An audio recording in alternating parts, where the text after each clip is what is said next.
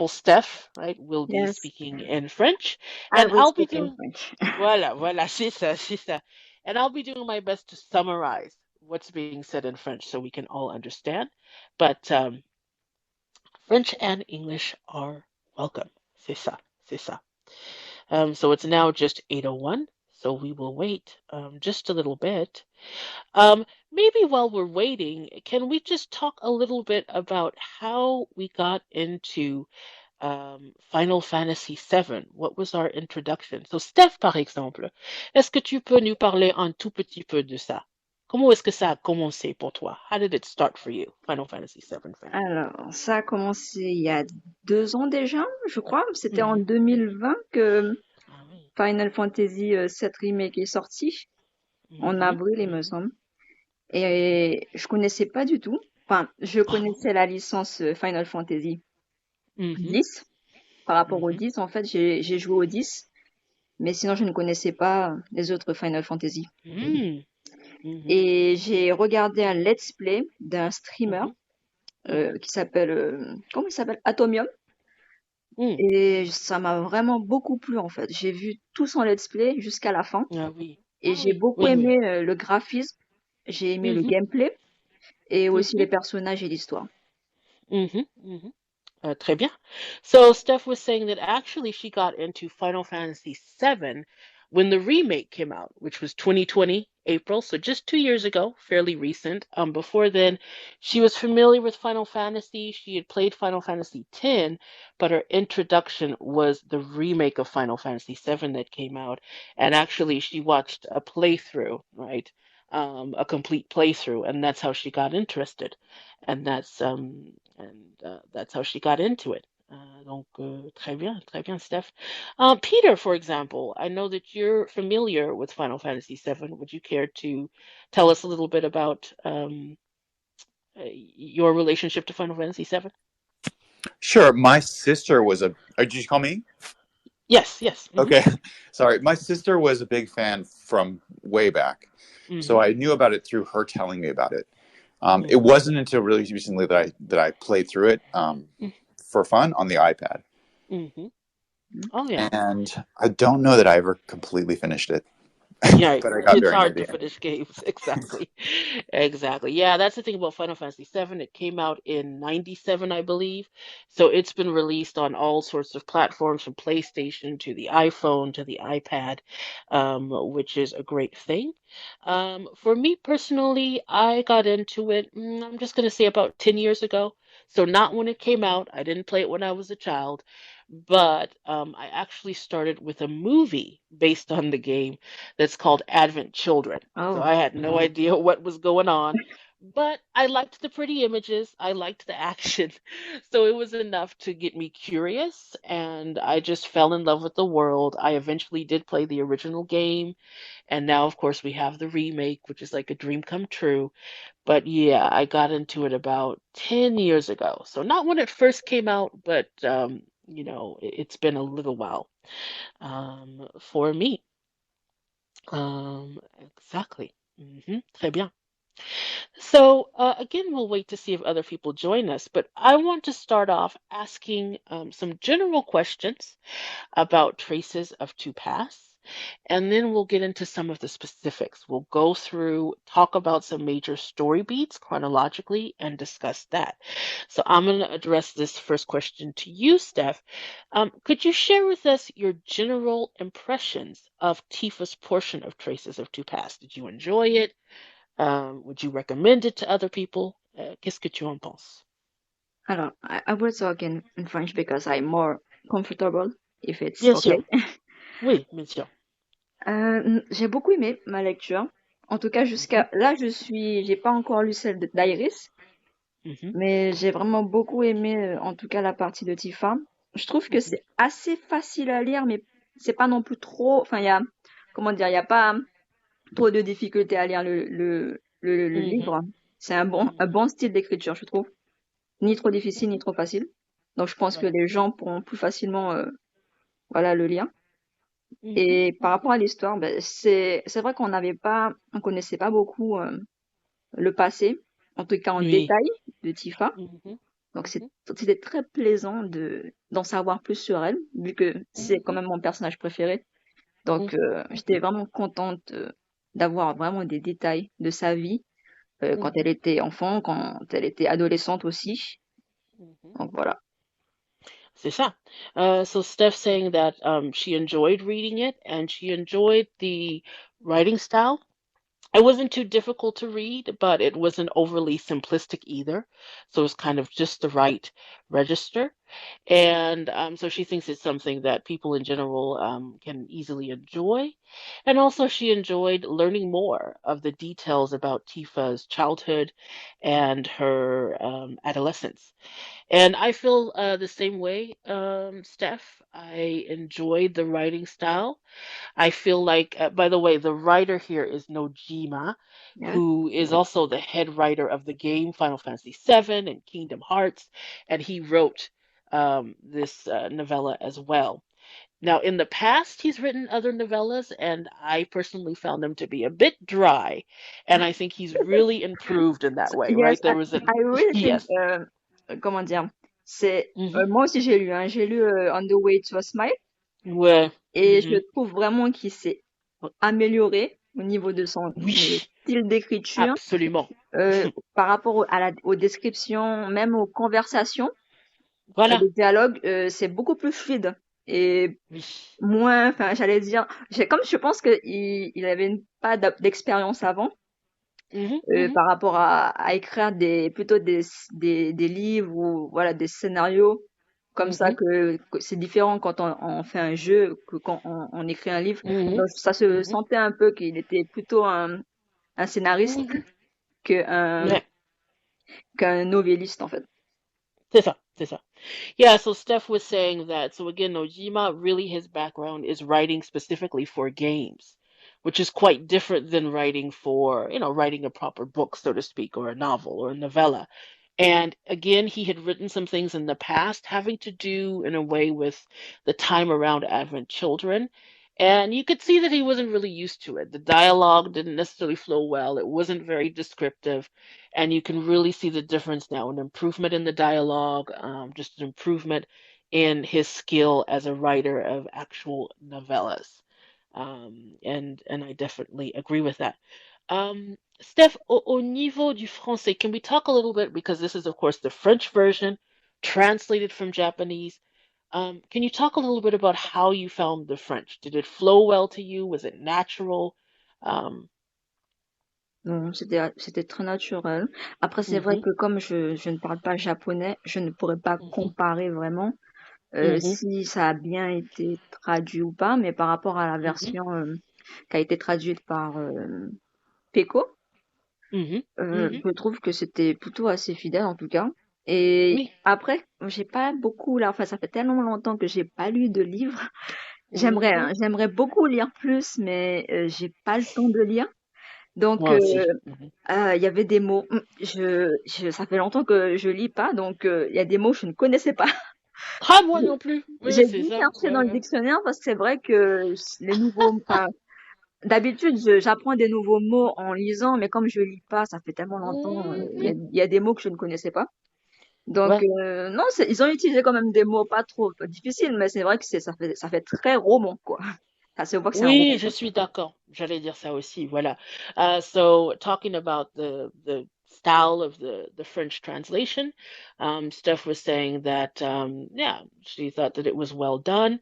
Now, there is a translation in English that a fan did, named Peiko, from Japanese to English that some of us have taken a look at, and Steph was saying that the French translation seemed to be in line with that. So it seems to be pretty close to the original Japanese, from what we can tell.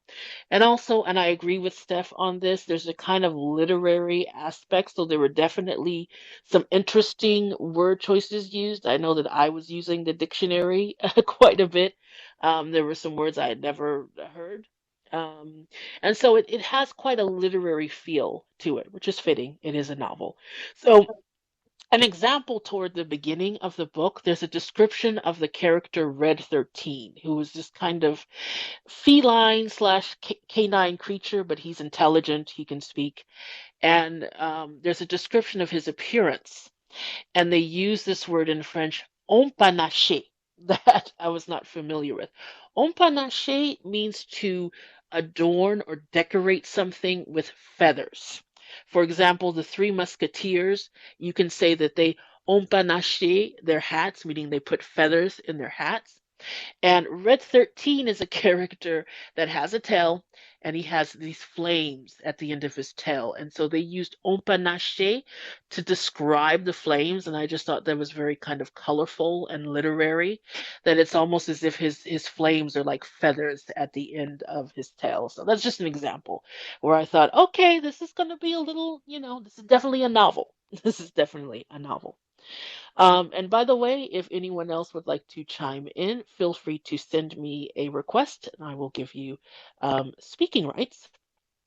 Um, but another question, Steph, was there anything overall that surprised you? Do you feel like you learned something more about Tifa? Again, anything that surprised you about Tifa or that changed your impression of Tifa after reading this? Alors, oui, énormément. En fait, Mhm, comme elle est plutôt réservée dans mhm, le jeu, hein, on le voit, hein, et même dans No Way to a Smile, mhm. euh, elle était vraiment plus jeune et du coup, elle a quand même beaucoup plus de fougue, j'ai envie de dire. Oui, je suis d'accord. Mhm. Je trouve qu'elle a beaucoup de personnalité. Elle a déjà beaucoup de personnalité, hein. C'est Oui, juste que là, on ressent vraiment la jeunesse. C'est vraiment oui. le fait qu'elle soit jeune et qu'elle soit un peu, voilà, il y a des traits qui ressortent beaucoup plus. Donc, Mhm, c'est pas comme si je ne la connaissais pas ou elle était différente, mais on mhm. voit quand même qu'il y a des traits de personnalité qu'elle avait un peu plus quand elle était jeune et ça s'est un peu plus Je suis calmé. d'accord. Oui, exactement. So Steph was saying that, because we get to see Tifa when she's younger. By the way, Fax, I just sent you an invite to speak, so you should be getting rights. Let me know if that doesn't go through. But yes, that Tifa, because we're looking at Tifa as when she's young, she has kind of a certain fire to her that's a little more easy to see, right? She's really spirited. I noticed that as well, Steph. I felt the same way. Just a little feistier, a Yes. little more spirit to her, because in the game, Tifa is very even keeled. She's very reasonable. She's very calm, very controlled and solid. And I think you see as a child, which makes sense, she's younger, she's sort of freer in a way, you see that spirited side of her, right? You see that passionate side, that competitive side. So I enjoyed seeing that as well. Let me try again, Fax, to give you rights to speak. Let's see if that goes through. But I enjoyed that, and also I enjoyed that we get to see what Tifa is feeling and what she's thinking. Of course, in a game, you don't have access to characters' inner thoughts, and we got that here. And so you could see that Tifa's human, right? She has ups and downs. She gets angry. She gets impatient. She's competitive in certain ways, not in a negative way.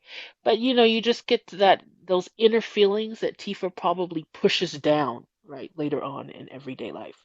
Voila. So I found that interesting. Let me try and get in facts to give you rights to join us. Donc, très bien. So, a final question, Steph, and we have to guess at this. Yes. Why do you think that Nojima was interested in even writing Traces of Two Paths? What do you think he was trying to accomplish, if anything? Oh, non, je pense qu'avec le remake, Mm-hmm. après c'est mon avis, je crois que en attendant qu'on ait la partie 2, Mm-hmm. voilà, il voulait peut-être aussi développer un peu plus. Mais il avait fait une interview, non, dessus, sur pourquoi il avait fait Mm. Trace of Two Pass, mais je Une sais plus trop ce possibilité. qu'il a dit. Oui, ça a été traduit par Audrey. Il Mm. me semble qu'il avait envie de d'écrire un roman, mais c'est vrai Mm-hmm. que pourquoi sur Iris et Tifa en particulier, je sais pas Mm, trop en fait. c'est une bonne question. Voilà, voilà. Yeah, so Steph was saying that maybe it's because, we're going to have to wait a while for part two of Remake to come out. Now we know that supposedly it's going to come out in winter of, I don't know, 2023, 2024. But there's a couple of years there as far as a gap. So maybe this is a way of filling that gap, right, with something to tide us over. And also, Steph did bring up a good point, wondering why he chose to focus specifically on Tifa and Eris, which is a good question. I don't know the answer, but that is an interesting point as well. Voila. So I don't know what's happening, Fax. I'm several times trying to give you rights to speak. Sometimes it takes a while. So I'll keep trying and hopefully that will go through.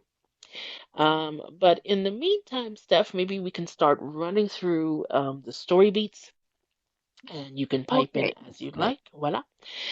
So we start off, right? We have Tifa and she's on this journey with Eris, with Cloud, Red 13, and Barrett. And this is kind of after the events of part one of the remake, right? Where they have fled from Midgar and they're on the road and Tifa's talking to Eris.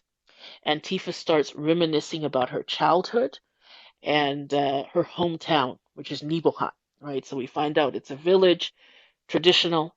We find out that Tifa's mother was named Thea, and Thea unfortunately passed away when Tifa was just 8 of an unspecified illness. And we also find out that Tifa's friend group, right, is 3 boys, Emilio, Lester, and Tyler. And we have Cloud Strife, right, who's the protagonist of Final Fantasy VII, but by this time he's kind of on his own. He doesn't really interact with the group. So of course there's a lot of really lovely moments between Cloud and Tifa. But before we get to that portion, any thoughts about just this portion where we're introduced to Nibelheim and to Tifa and her friends? Tu parles à moi, Mesa? Oui, oui, oui, Ah c'est oui, ça. Oui, excuse-moi. J'étais pas sûre, hein, parce que je pensais que c'était oui, plutôt une question générale. oui. Donc, par rapport au début, tu veux dire?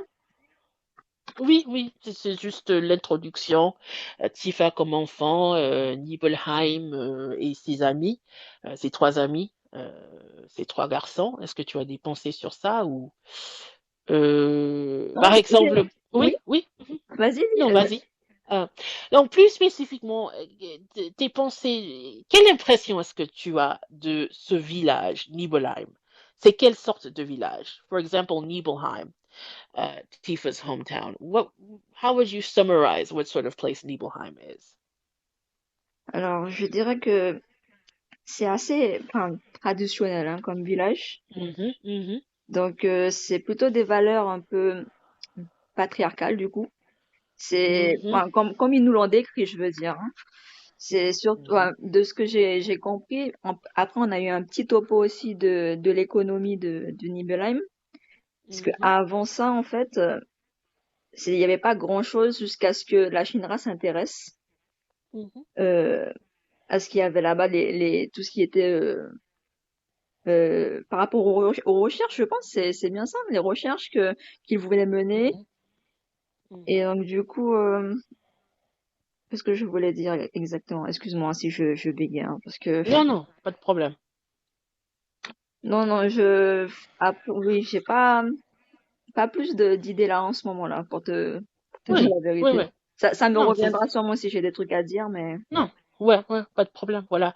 So, Steph was saying that Nibelheim, yeah, it's a pretty traditional small village, right? Where the men, she was saying it's pretty patriarchal, right? That typical situation where the men are the breadwinners and the women would stay at home and support the family. Nibelheim has ties to Shinra. Shinra uses it as a base for a certain amount of research. They established the Shinra mansion there. And that really is, Nibelheim is dependent on their ties with Shinra, basically for their survival economically. So they're very tied to Shinra. in that way. Voilà. Très bien. And an example, Steph, and also once again, if anyone would like to join in on the discussion, send me a request. I don't know why it's not going through for you, Fax, but I'll keep trying. Sometimes, Fax, if someone exits and comes back, sometimes for some odd reason it comes through, so that might work. But what I wanted to mention is we talked about Tifa at this point being, feisty in a certain way and having a certain fire. So I liked the example, and this would be on page 20 of the French version, where it talks about Tifa making Midgar, right, which is this city, this big city, making Midgar her rival, because a lot of the boys in the village are now talking about going off to Midgar, getting jobs, and that's what they're focused on. And it brings out a competitive spirit in Tifa, where she wants to kind of get their attention back. Steph, do you have anything to say about that portion, that idea? Par rapport au fait que Tifa considère Midgar comme sa rivale. Oui, c'est ça. Oui, Comment tu as trouvé ce... j'ai trouvé ça marrant en fait, parce qu'elle me fait penser un peu à moi quand j'étais jeune. Ah Mais oui, pas quand même. de façon négative, je veux dire, hein. C'est que Mhm, quand on est jeune, on a mhm, envie d'impressionner nos amis. mhm, Enfin, on a envie de d'avoir leur attention, ce qui est tout à fait normal, j'ai envie de dire. mhm, mhm. Donc, non, j'étais aussi un peu comme ça quand j'étais jeune, Oui. avec mes amis, mais pas forcément que avec mes amis, avec Mhm, aussi des membres de ma famille, mhm, où c'était pas forcément pour forcément plaire, c'était vraiment parce que j'avais envie qu'on me voit, j'avais envie mhm. que qu'on fasse attention à moi, mais pas de façon pas de manière, j'allais dire, draguer ou flirter, tu vois, c'était pas du tout ça, en fait. Voilà. Non. Donc, Mhm. non, je la comprends, parce que c'est vrai que elle était qu'avec ses trois garçons, elle a passé Voilà. son enfance avec eux, Mhm, et les voir parler d'autres sujets d'avenir où ils vont partir bientôt, ça la rend triste, forcément. mhm. Donc, Voilà. c'est surtout parce qu'elle a pas forcément envie d'être seule, je pense. C'est ça, exactement. So Steph was saying that this reminded her a bit of herself when she was younger, where as a child, of course, you want people to see you, you want them to notice you, you want them to sort of validate you. So Tifa kind of was the center of her friend group, and then all of a sudden, all the boys are focusing on going to Midgar. And of course, she wants to maintain her friendship. So it's not so much that there's anything romantic there or that she wants romantic attention, but she just wants her friends back, right? She just wants their attention back. So, as Steph was saying, it's something that's very understandable and very normal for a young girl like Tifa. So what Tifa does to try to win back their attention, so to speak, is she has people make dresses for her that are the same style of dresses that girls in Midgar, which is a big city, would wear. And she also starts making baked goods, cakes and things of that nature to get the boys' attention. And I just thought that was another example of Tifa having a competitive spirit in a certain way and having that fire to her, which I quite liked. So we have that. And then that really brings us, I think, well, I do have a question for you, Steph. Um, in describing Tifa, this is on page 12 of the French version. There's a little passage that describes her as the fille aînée de la famille Lockhart. And that surprised me because, to my knowledge, fille aînée means like the oldest daughter, right, in a family, which usually would imply that you have siblings, that you Qui a, have younger oui, siblings. Where and Tifa is an only child, so I could see them describing her as a fille unique, an only child. Any thoughts on why they described her as fille aînée? What c'est were they vrai que referring to there? j'ai pas forcément fait attention à ça, mais Mm-hmm, c'est vrai mm-hmm. que non, on sait qu'elle n'a pas de frères et sœurs, donc ça serait Voilà, plus logique qu'ils utilisent fille voilà. unique que fille aînée. Mm-hmm. Mais c'est peut-être parce que Oui. c'est par rapport aux autres garçons Mm-hmm. qui, eux, Ah ouais, ouais. peut-être ont des enfants, enfin, qui ont Oui, pas des enfants, des frères et sœurs. oui. Et je sais pas si on la regroupe dans ça, en fait. On la regroupe Oui, peut-être. dans son groupe de, d'amis, mais Mhm. je sais pas pourquoi vraiment on a mis Mhm. fille aînée. Oui, voilà. So Steph was saying, yeah, she's not sure why they use Fianate because, yeah, usually that is used for an older sibling. It implies that you have younger siblings, and Tifa is an only child. She was saying maybe it's in reference to her friends, the boys that she hangs out with and their families, and that she's maybe a little older. And that brought to mind to me that maybe it also comes from the original Japanese, because in Japanese they do use the terms that technically mean older brother, older sister, younger brother, even if you're not actually a brother, if it's in a friend group and someone is, for example, older, they can be referred to literally as an older sister or a younger brother. So maybe also that's the idea in Japanese that they were talking about in Oh, relationship to the, I'm just guessing, to the non, other. c'est intéressant So it's a possibility. C'est Non, une non, possibilité. je disais juste, c'était intéressant que non, que Oui, tu ramènes ça. oui, Peut-être c'est par oui. rapport à ça, mais du coup, ils ont quand même traduit de façon plutôt littérale, C'est si c'est ça, le cas. c'est ça. Je crois que c'est peut-être ça. So maybe they were just kind of translating literally something that literally would mean older sister, but in Japanese really means in her friend group.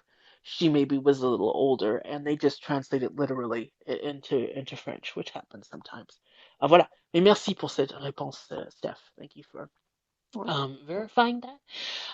Another question here about this time in Nibelheim, because we see that Nibelheim's a small village, it's traditional. I feel like Tifa doesn't fit the mold. Like we said, she has this fire about her and this curiosity. So I don't see her as a so-called typical Nibelheim girl, whatever that means. And I wanted to ask, why do you think that is? Well, do you even agree? And if so, what is it maybe that makes Tifa a little different from maybe the other girls and what they grew up to be as women? What do you think makes Tifa maybe stand out and not be just a traditional Nibelheim, stereotype? Après, je sais pas s'il y a d'autres films. Non, il n'y a pas d'autres films de Voilà. son âge. Il y a peut-être, Oui. on n'en parle pas en tout cas en Mhm, détail pas dans le livre, mais moi je pense que si elle est un peu, enfin, différente, parce qu'on peut pas vraiment, oui, on peut comparer avec les femmes plutôt, les femmes du village du coup. mhm, C'est sa façon de penser, dans le sens mhm, où elle se pose des questions sur comment le regard des autres, en fait, sur elle, mhm, et mhm, qui la dérange. Je pense que c'est par rapport à ça, le fait qu'elle se questionne sur ça, fait mhm, que c'est un peu différent, peut-être de la façon de penser des autres. mhm, mhm, mhm. So Steph was saying, yeah, that maybe part of it is that Tifa's very introspective. She's always thinking about how what she does and what she thinks even affects other people.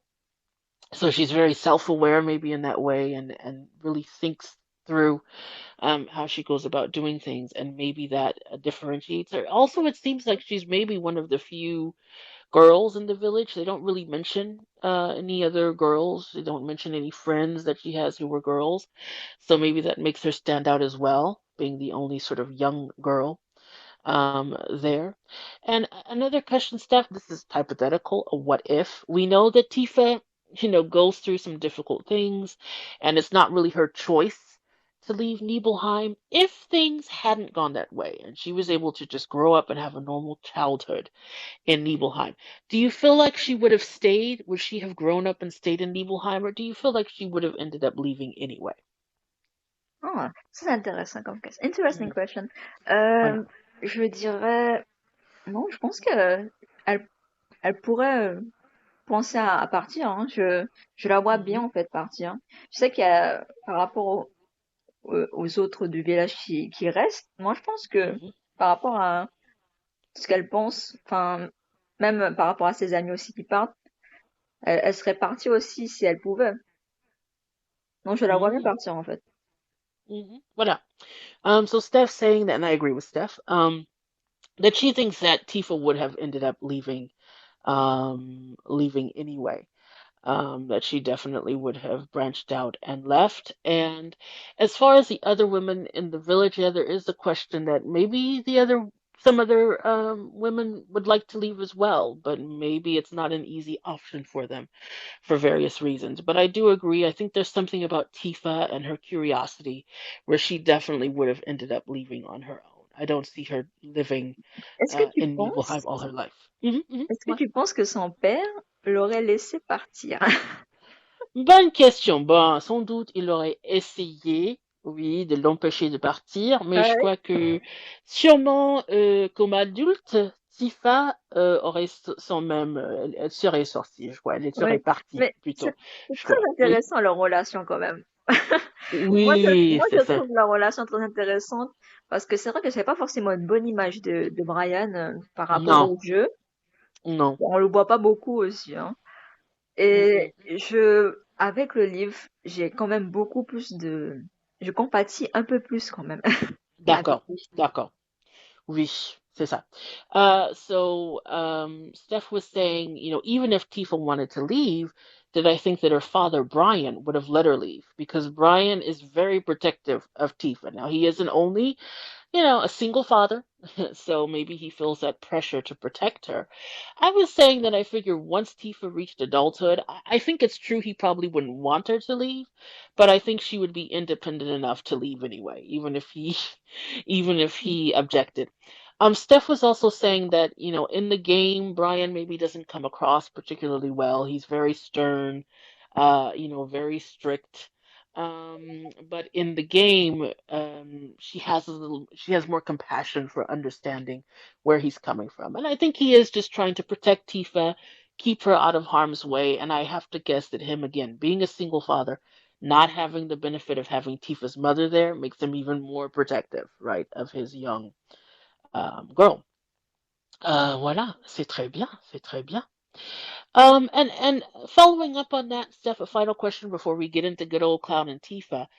It's hypothetical, but if Tifa's mother had survived, Thea, if she had had the influence of her mother, how do you think that may have impacted her? And also, how do you think being raised by a single father may have impacted Tifa? Wow, mais quelle question! Non, elle est très intéressante. J'y ai même pas pensé. Voilà. Non, si je pense que si elle était toujours vivante et elle avait pu avoir sa mère avec elle, Mhm, il y aurait sûrement des choses beaucoup plus faciles pour elle, dans mhm, le sens où mhm, peut-être qu'elle serait moins réservée. Je sais pas comment l'expliquer. mhm. Elle serait peut-être plus, enfin déjà elle était curieuse, hein, mais je veux dire Oui, moins sur ses gardes en fait. voilà. Oui, je suis d'accord.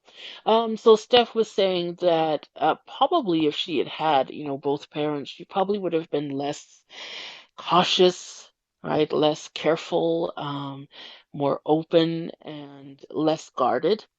And I do agree. I also think that, and we'll get to that later, but Tifa goes through some very difficult things. She has to grow up very quickly, and I think that's also why she becomes so responsible and less likely to show, anger and those so-called negative feelings because she feels like she has to be responsible. So I feel like if she had had an easier, so to speak, life, we probably would have seen a little more, a little less control, right? She would have been probably more open and less guarded. I agree with that. Voilà. So with that, and once again, still trying to give you rights to speak facts. Sorry about that. Don't know what's happening, but if anyone else would like Tu as rights to essayé speak, encore oui. Mesa? Pardon? Tu as essayé Oui, oui, de la mettre, à plusieurs reprises, ça fonctionne vraiment plusieurs pas. fois, et ça ne fonctionne pas. Je sais pas pourquoi. Ça a marché avec Peter, mais avec elle, ça marche pas du tout. Dans le passé, j'ai eu aussi ce problème. Je sais pas malheureusement ce qui se passe. Je vais essayer quelque chose d'autre. Je vais peut-être essayer de l'inviter comme co-animatrice et on va voir si ça va marcher. On verra, oui. Ok. So Fax, as a workaround, I've tried to send you an invite to co-host just to see if that happens to magically work. If so, feel free to accept, and hopefully you can join us that way. Hope it Um, works. Voilà, voilà, je sais pas, des problèmes techniques, hein? Technical problems here with Twitter.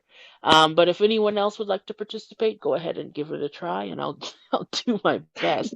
I will mention facts that, of course, if you send the request, of course, you'll have to accept it, and once you accept the request, then you should be able to join us. So that is the little piece there.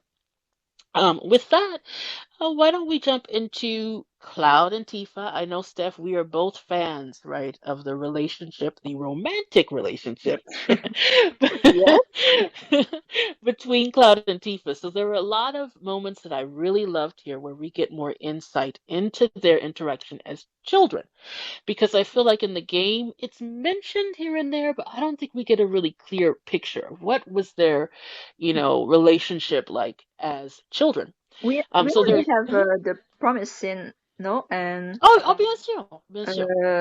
Oh, ça the c'est sûr. live to stream. Oh, of course. No, no, no, no, big time.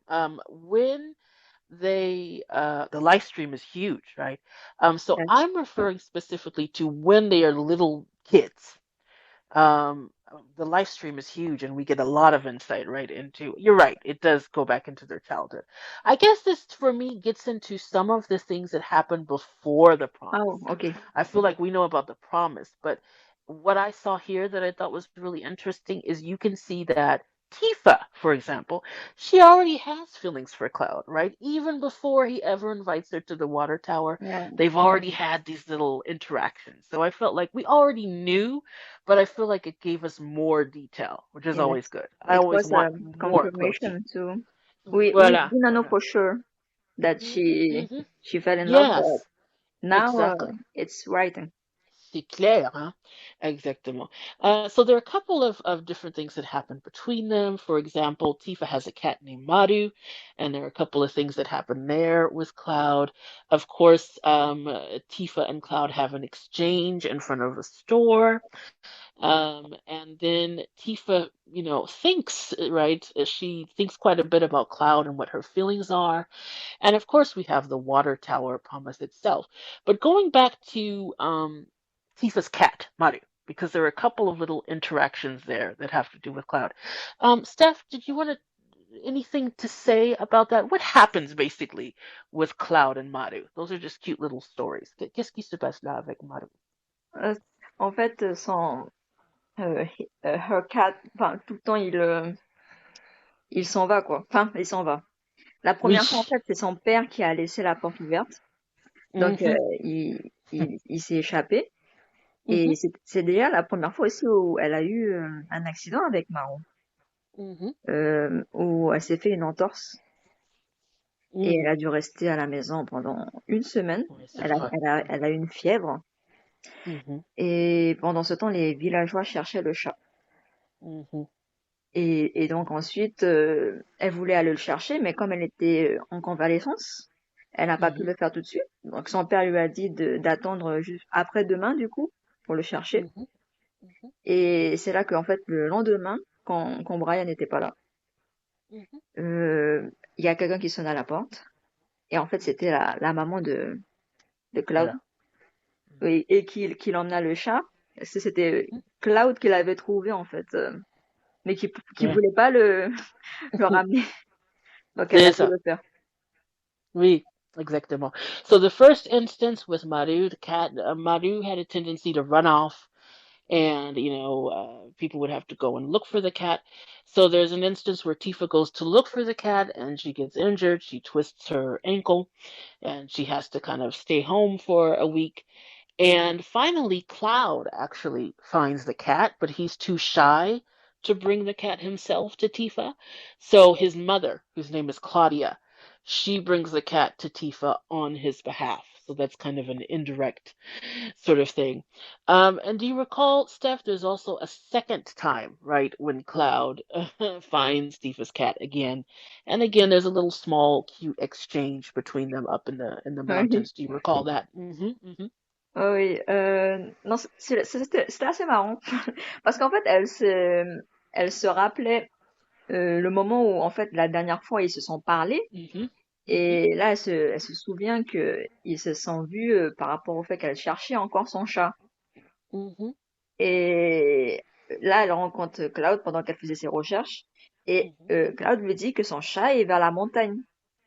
Donc elle va vers la montagne et en fait, elle pensait il n'allait pas dire un mot de plus en fait et qu'il allait Ouais. partir.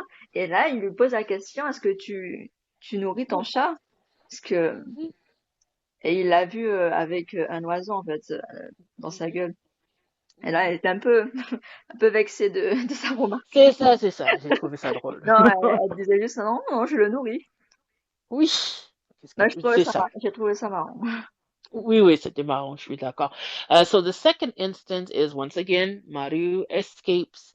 Tifa goes up in the mountains to try and find Maru, and she actually comes across Cloud, who's coming down the mountain, and he tells her, "Yeah, Maru's up there. You know, I saw your cat."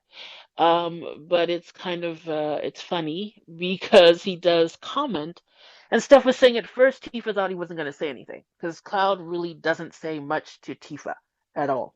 But he does kind of turn around and tell her, by the way, are you not feeding your cat or something? Because the cat's up there, you know, killing a bird, eating a bird, like implying she needs to feed the cat more. And it was pretty cute because Tifa gets mad, kind of indignant. And it's like, of course I feed my cat. You know, what do you think? So it's just a cute little moment. And again, it just shows Tifa's feistiness, in that moment. She gets kind of insulted. So it's just a cute little exchange. Absolutely. So we have Maru. Now, I really like this encounter. This is when Tifa is going to the store to get some ingredients to make a cake, because again, she's competing with with Midgar, right? She wants to get her friend's attention back. But when she goes to the store, there is Cloud Strife. Can you talk to us, Steph, about what happens in their exchange there in front of the store? Ce moment, ça m'a tellement fait rire.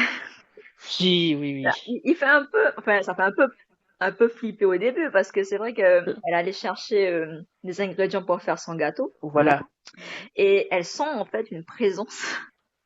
Oui, Et en fait, il s'avère que c'est Cloud qui sûrement essayait peut-être de voir, enfin, l'a aperçu et donc sûrement oui, le courage de lui demander quelque chose. Donc là, il s'avance un peu trop de façon rapide vers elle, ce qui l'a fait peur. Donc oui. elle a un mouvement en fait de reculer. Mhm. Et il a dit quelque chose, mais elle l'a pas vraiment entendu. C'est ça. Et c'est là d'un coup, je crois qu'il le répète, mais beaucoup plus fort. Et d'un coup, il lui dit les mots là, c'est quoi exactement? Si j'ai la page, je me souviens plus. Bon, après, il disait Oui, oui, oui, minuit vers la tour d'eau, quelque chose de ce genre. oui. Et elle a juste dit OK, et il est parti, et elle est partie, dans C'est la même ça. direction d'ailleurs, puisqu'ils habitent, Oui, ils sont voisins, hein.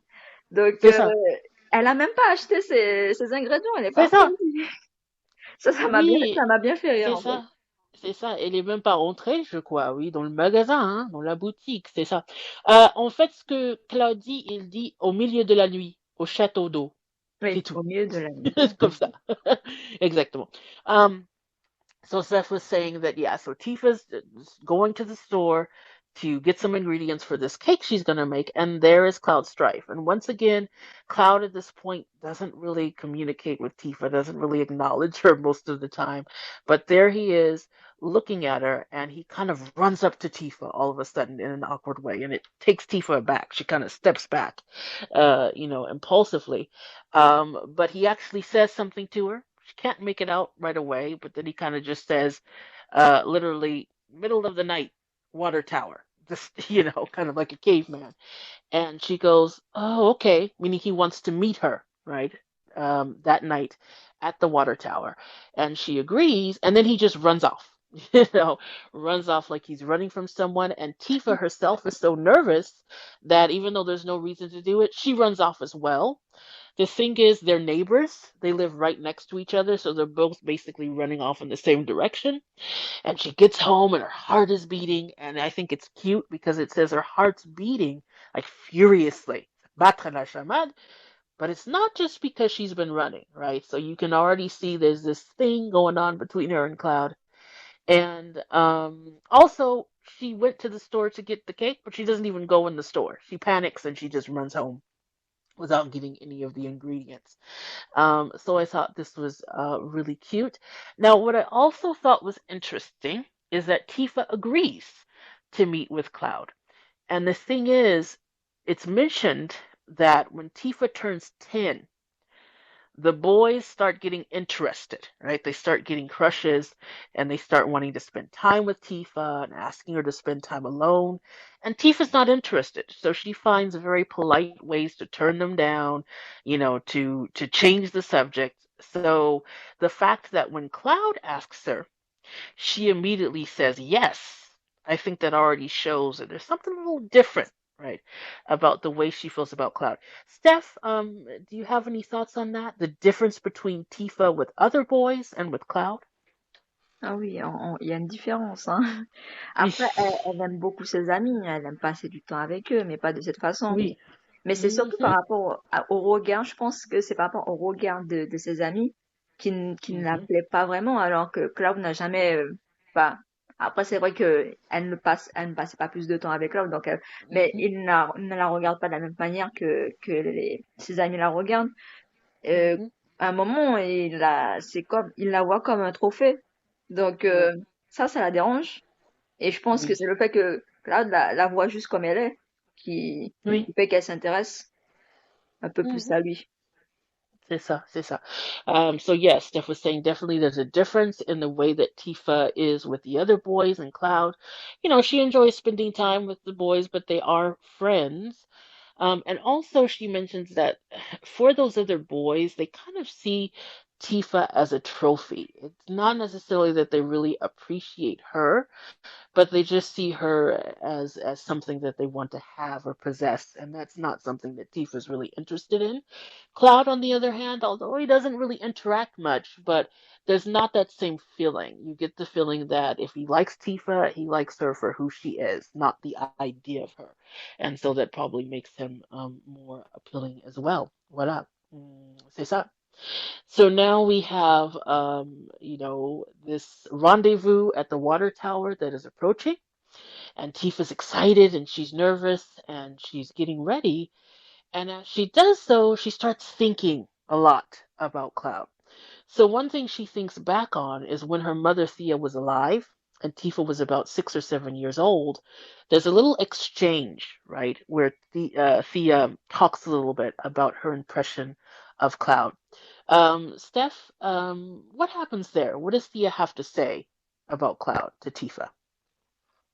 Là, ce moment était, bah, tous leurs moments sont mignons. Moi, j'ai trouvé ça mignon. Oui, oui. C'est, non, le fait qu'elle se souvienne d'un souvenir de sa mère, Mhm. qui disait que Claude était, enfin, il est beau, quoi. Ouais. Et qu'il le compare même au grand Séphiros. Mhm. Cette Mhm. remarque-là, qui d'ailleurs, son père ça n'a pas vraiment plu, mais bon. C'est ça, c'est ça. Et puis aussi, j'ai trouvé ça mignon parce que les deux, Tifa et sa mère, elles partagent un petit regard. Oui, Oui, c'est mais ça, je j'ai pense trouvé qu'elle ça mignon. sait. Elle sait, c'est ça. Enfin, La mère, elle quand sait, même, je hein. pense qu'elle sait que Tifa a peut-être un petit, un petit C'est ça. crochet. C'est ça, exactement.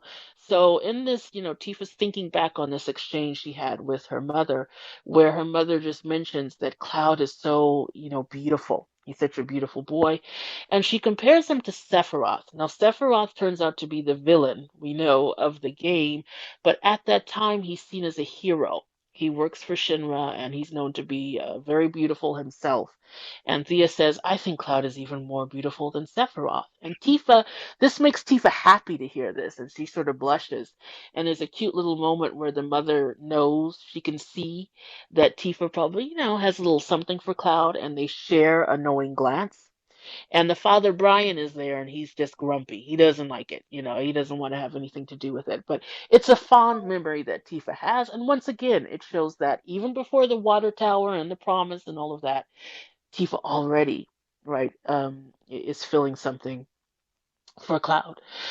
So we have that. And here's another question for you having to do with the French, Bien. Steph, because on that same page, um, Tifa also thinks about when and why Cloud, excuse me, started um, not spending as much time with her because actually in the past they used to hang out. They used to Oui, spend time at each other's houses because they were neighbors, and so they were actually kind of close, actual friends. And then Cloud separated from the group. But there was a little portion here that I think is probably a mistake, and I wanted your feedback. So this would be on page 23 of yes. the French version. It would be the last paragraph, and there's a portion that says, basically why. When did Cloud distance himself from the group. And then it says, l'accident qui avait coûté la vie à sa mère avait peut-être été déterminant, which means basically that this accident that happened. Now, here it says the accident that costed Cloud's mother's life was maybe a Ah oui, determining oui. factor. But we know that his mother is fine at this point, right, Claudia? It's his father that presumably passed away in an accident in the mountains. So I just wanted to confirm with you, do you think this is a mistake and they meant to say à son père? Did they mean to talk about his father here? Non, je pense pas qu'il parle de son père, puisque c'est pas ça qui a fait que Cloud a pris ses distances, puisque la mort de son père, c'est beaucoup plus tard, et Mm. Cloud était déjà distant, en fait. Non, je Mhm. pense vraiment que c'est de la mère qui parle, mais c'est vrai que parler d'un accident, c'est, puisqu'on sait que c'est une Oui. maladie. Oui, et c'est Oui, là. c'est ça, Oui, en c'est fait. ça. Je pense Mhm. juste que il parle quand même du fait que sa mère soit morte.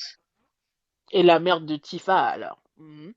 Mais c'est pas vraiment un accident. Après, c'est vrai que Non, non. Nojima n'a pas précisé comment elle est morte aussi. Oui, Donc on a dit que là, oui. c'est vrai que Mhm, mhm. accident plutôt que Oui, la je trouve ça maladie. bizarre. Oui, c'est vrai, c'est vrai. Oui, oui, c'est ça. So Steph is agreeing. So yeah, I was a little confused because there's two things happening with parents. On the one hand, unfortunately, Tifa lost her mother to an illness. Cloud also lost his father in an accident where the father went up to the mountains and then he presumably was Ah maybe non, killed by monsters. Mez. Je sais en Oui? fait pourquoi. En Ah fait, oui? quand ils disent que l'accident qui avait coûté la vie à sa mère, peut-être que c'est... Non, mais Oui. c'est trop bizarre de le dire comme ça. Maintenant que tu me Oui. le fais penser, C'est bizarre, non? il y Je avait... crois qu'on a mélangé un peu les Non, deux je pense histoires, qu'il peut-être, parle de non? l'accident au Mont Nibel. En fait, c'est parce qu'elle voulait voir Mhm. sa mère. Oui, Elle voulait voir sa mère dans le lore. Hein, il me semble que c'est pas... Elle est allée au Mont Nibel parce qu'il y a une légende. c'est C'est ça, bien ça? c'est ça. Oui, oui. Mais pourquoi ce qui est bizarre pour moi, ça n'a pas coûté la vie à sa Oui, c'est mère. ça. C'est ça que je comprends pas. J'ai plus l'impression que c'est par rapport à à l'accident du Mont Nibel, du coup.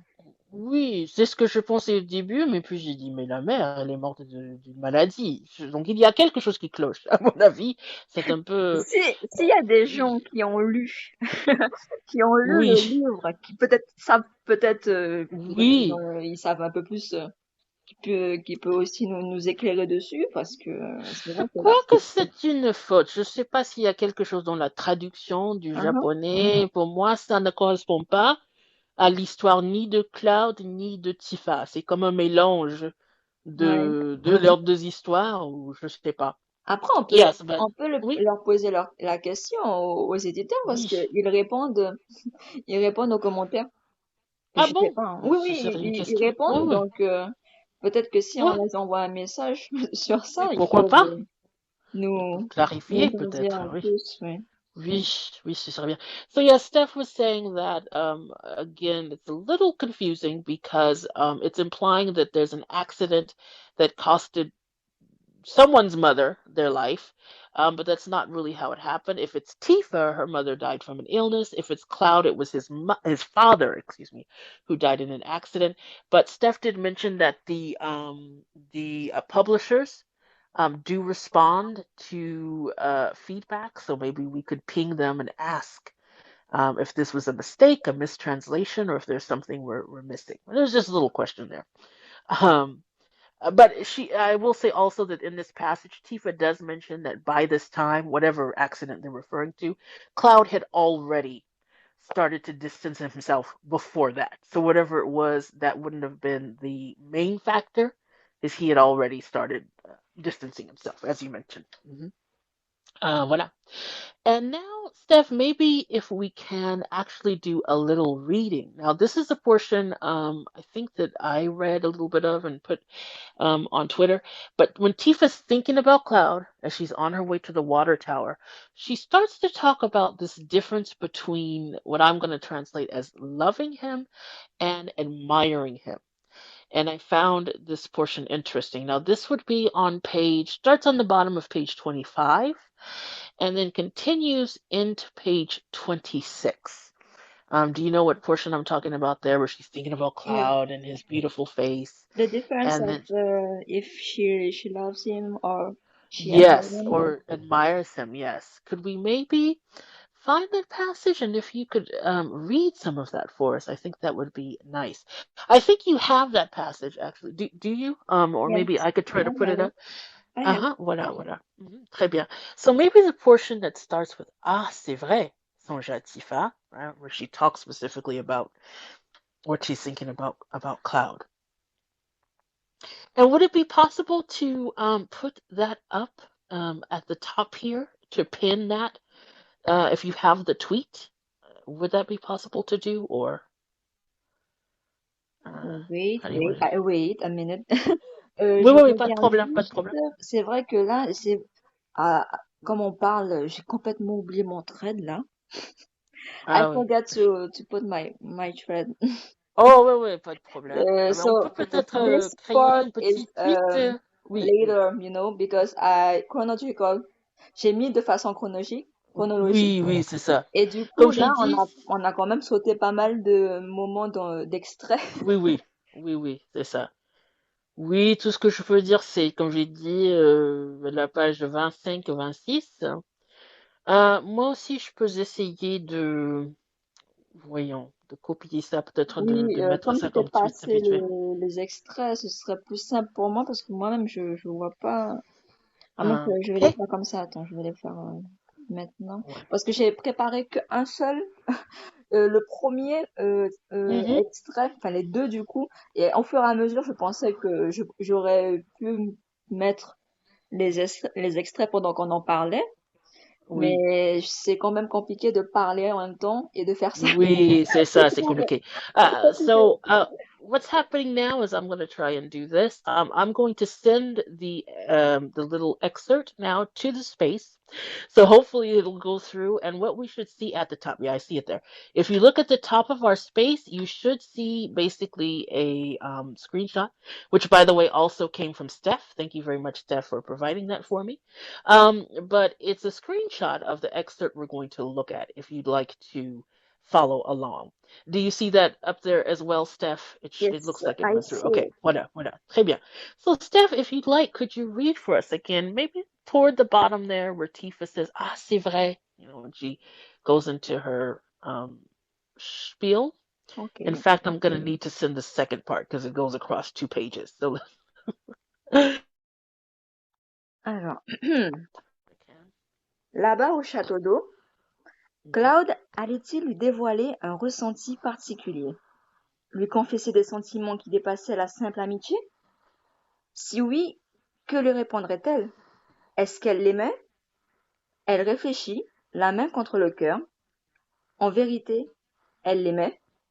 Or, cet amour était différent, semblait-il, de celui qui nous pousse à vouloir passer des moments rien qu'à deux. Il a vraiment un joli visage, ce Claude. Elle se rappela le compliment de sa mère, qui avait poursuivi. Je le trouve bien plus joli que le héros si féroce. Ainsi l'avait-elle comparé au soldat de la compagnie, Shinra, que tout le monde présentait alors comme un jeune héros. Ah, c'est vrai, songea Tifa. Si mon cœur bat la chamade comme quand je retrouve Cloud, si je stresse au point d'en perdre mes mots quand je lui parle, ce n'est pas, ce n'est parce que, après j'ai pas l'autre partie. I don't have J'ai ajouté la deuxième partie. Je viens de l'ajouter. If you scroll to the right, you yes, should see the next little I see. piece. Ce n'est pas parce que je l'aime, c'est parce que je l'admire. C'est quelqu'un d'inaccessible et de beau, tout comme ses étoiles. Très Merci, bien. Mao. Oui, oui, voilà. Très bien. So once again, if you want to follow along, you should see the tweets at the top and you can scroll and follow along. But thank you, Steph, for that reading. So to summarize, this is Tifa thinking about again her feelings for Cloud, and what she's basically she's thinking about how, you know, what is Cloud going to tell her when she meets him at the water tower? Is he going to confess feelings that are more than just friendship? You know, is he going to confess romantic feelings for her? And that makes her think, well, what do I do if he does? Am I going to say yes, say no? And she thinks about it and she goes, you know what? And I do have a question about this as well, Steph, but I'm just going to say, yeah, I love him. But she says this love is a little different. It's not the kind of love where you want to spend time alone with this person.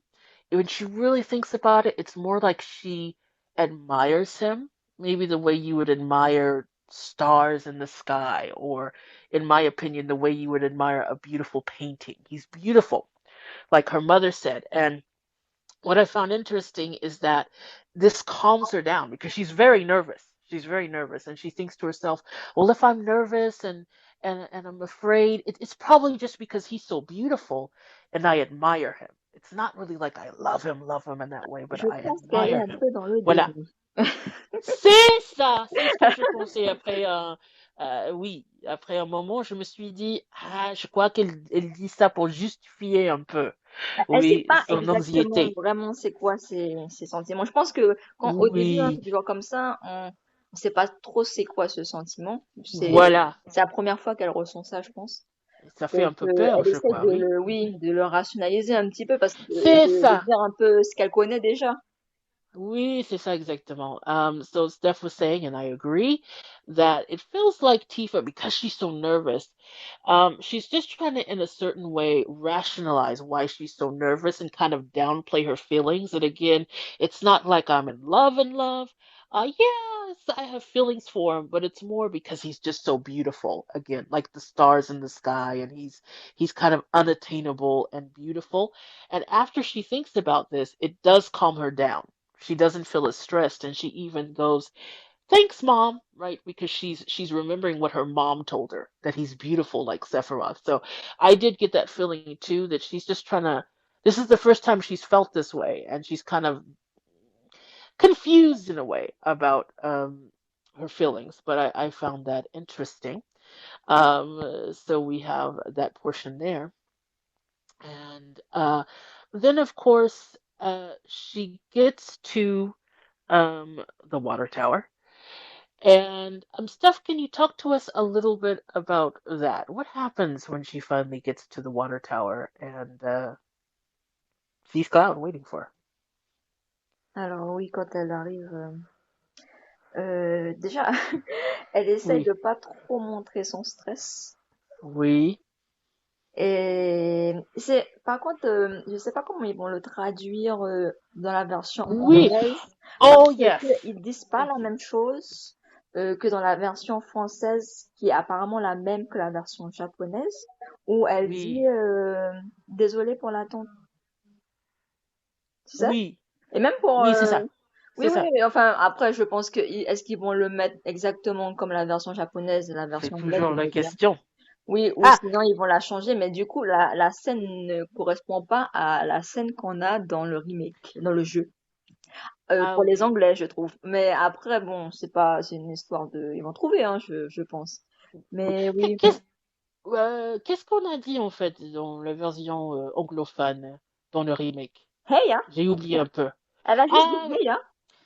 ah oui, et le Euh, japonais, c'est plutôt comme le français, où c'est ça l'idée, désolé de... Ouais, c'est ça. oui, en français, elle a dit désolé de l'attente, du coup, Oui, voilà, ça ça correspond. correspond au japonais, hein, voilà. Donc, Il y a toujours cette question, oui, avec la traduction. Mais en ouais. fait, j'avais une question en parlant de ça.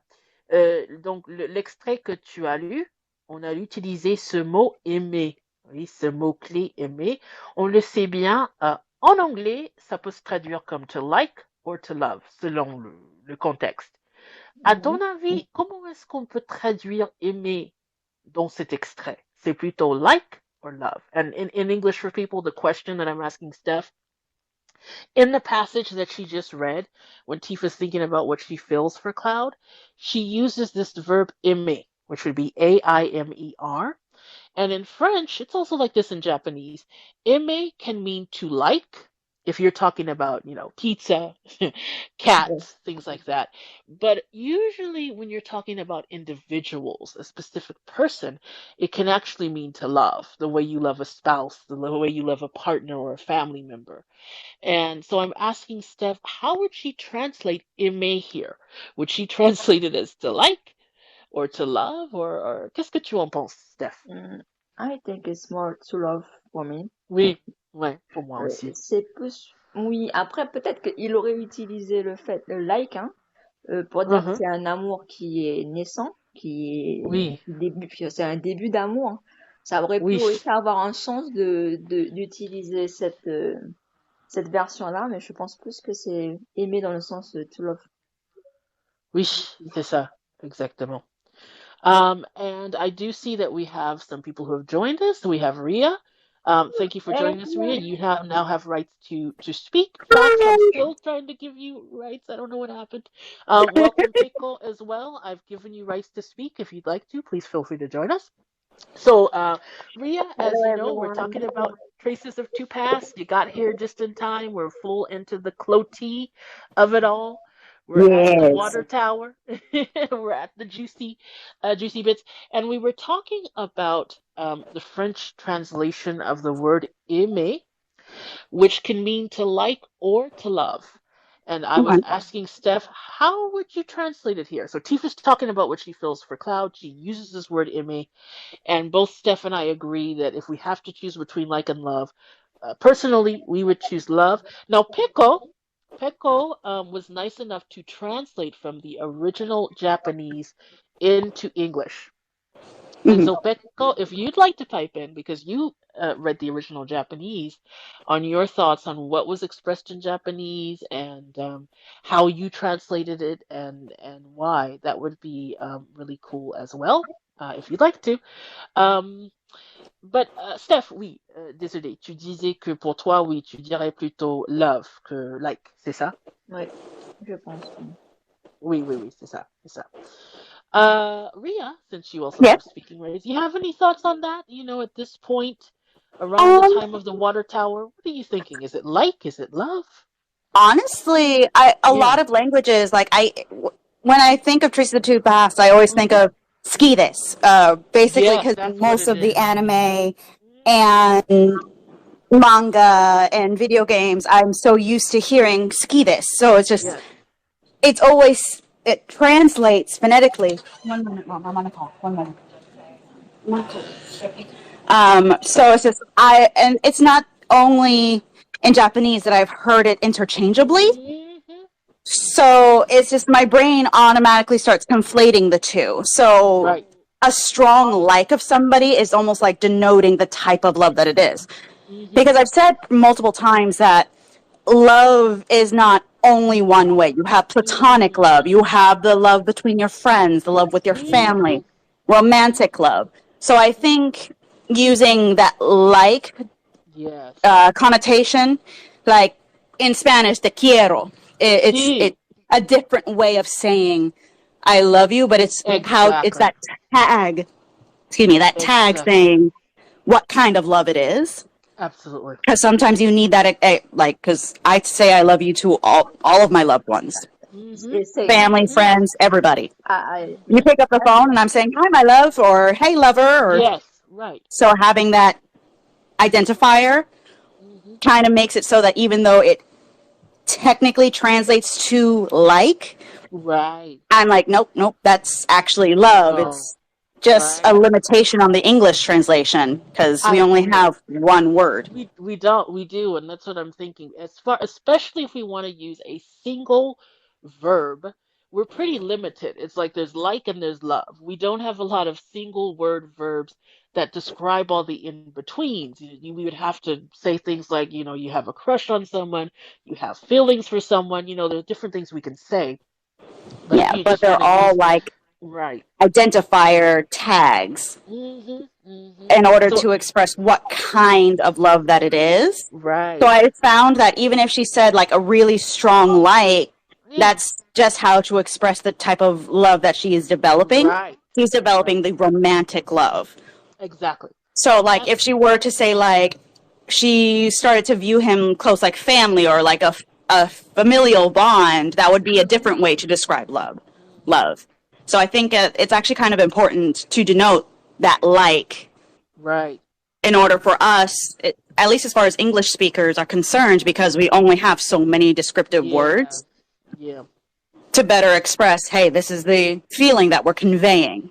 hmm And that's going to be the challenge. It's going to be interesting to see how they handle it because in both Japanese and French, they have that similar thing where in Japanese you have ski, in French, aimer, and they both can cover like versus love. You can just kind of translate it as aimer and it might be okay. In English, like you said, we have some limitations. You're going to have to make a choice. Like and love are not interchangeable. It's not the same word in English, so they're going to have to make a choice. For me, I feel like if you have to choose, the issue with like is, as you said, it could imply that this is just friendship, and we know that's not what it is. Whatever you want to call it, this is in the romantic realm. This is Yeah, more than friendship. So love at least gets that point across. We can argue what kind of love. Is it puppy love? Is it a crush? But it's exactly. definitely not just friendship.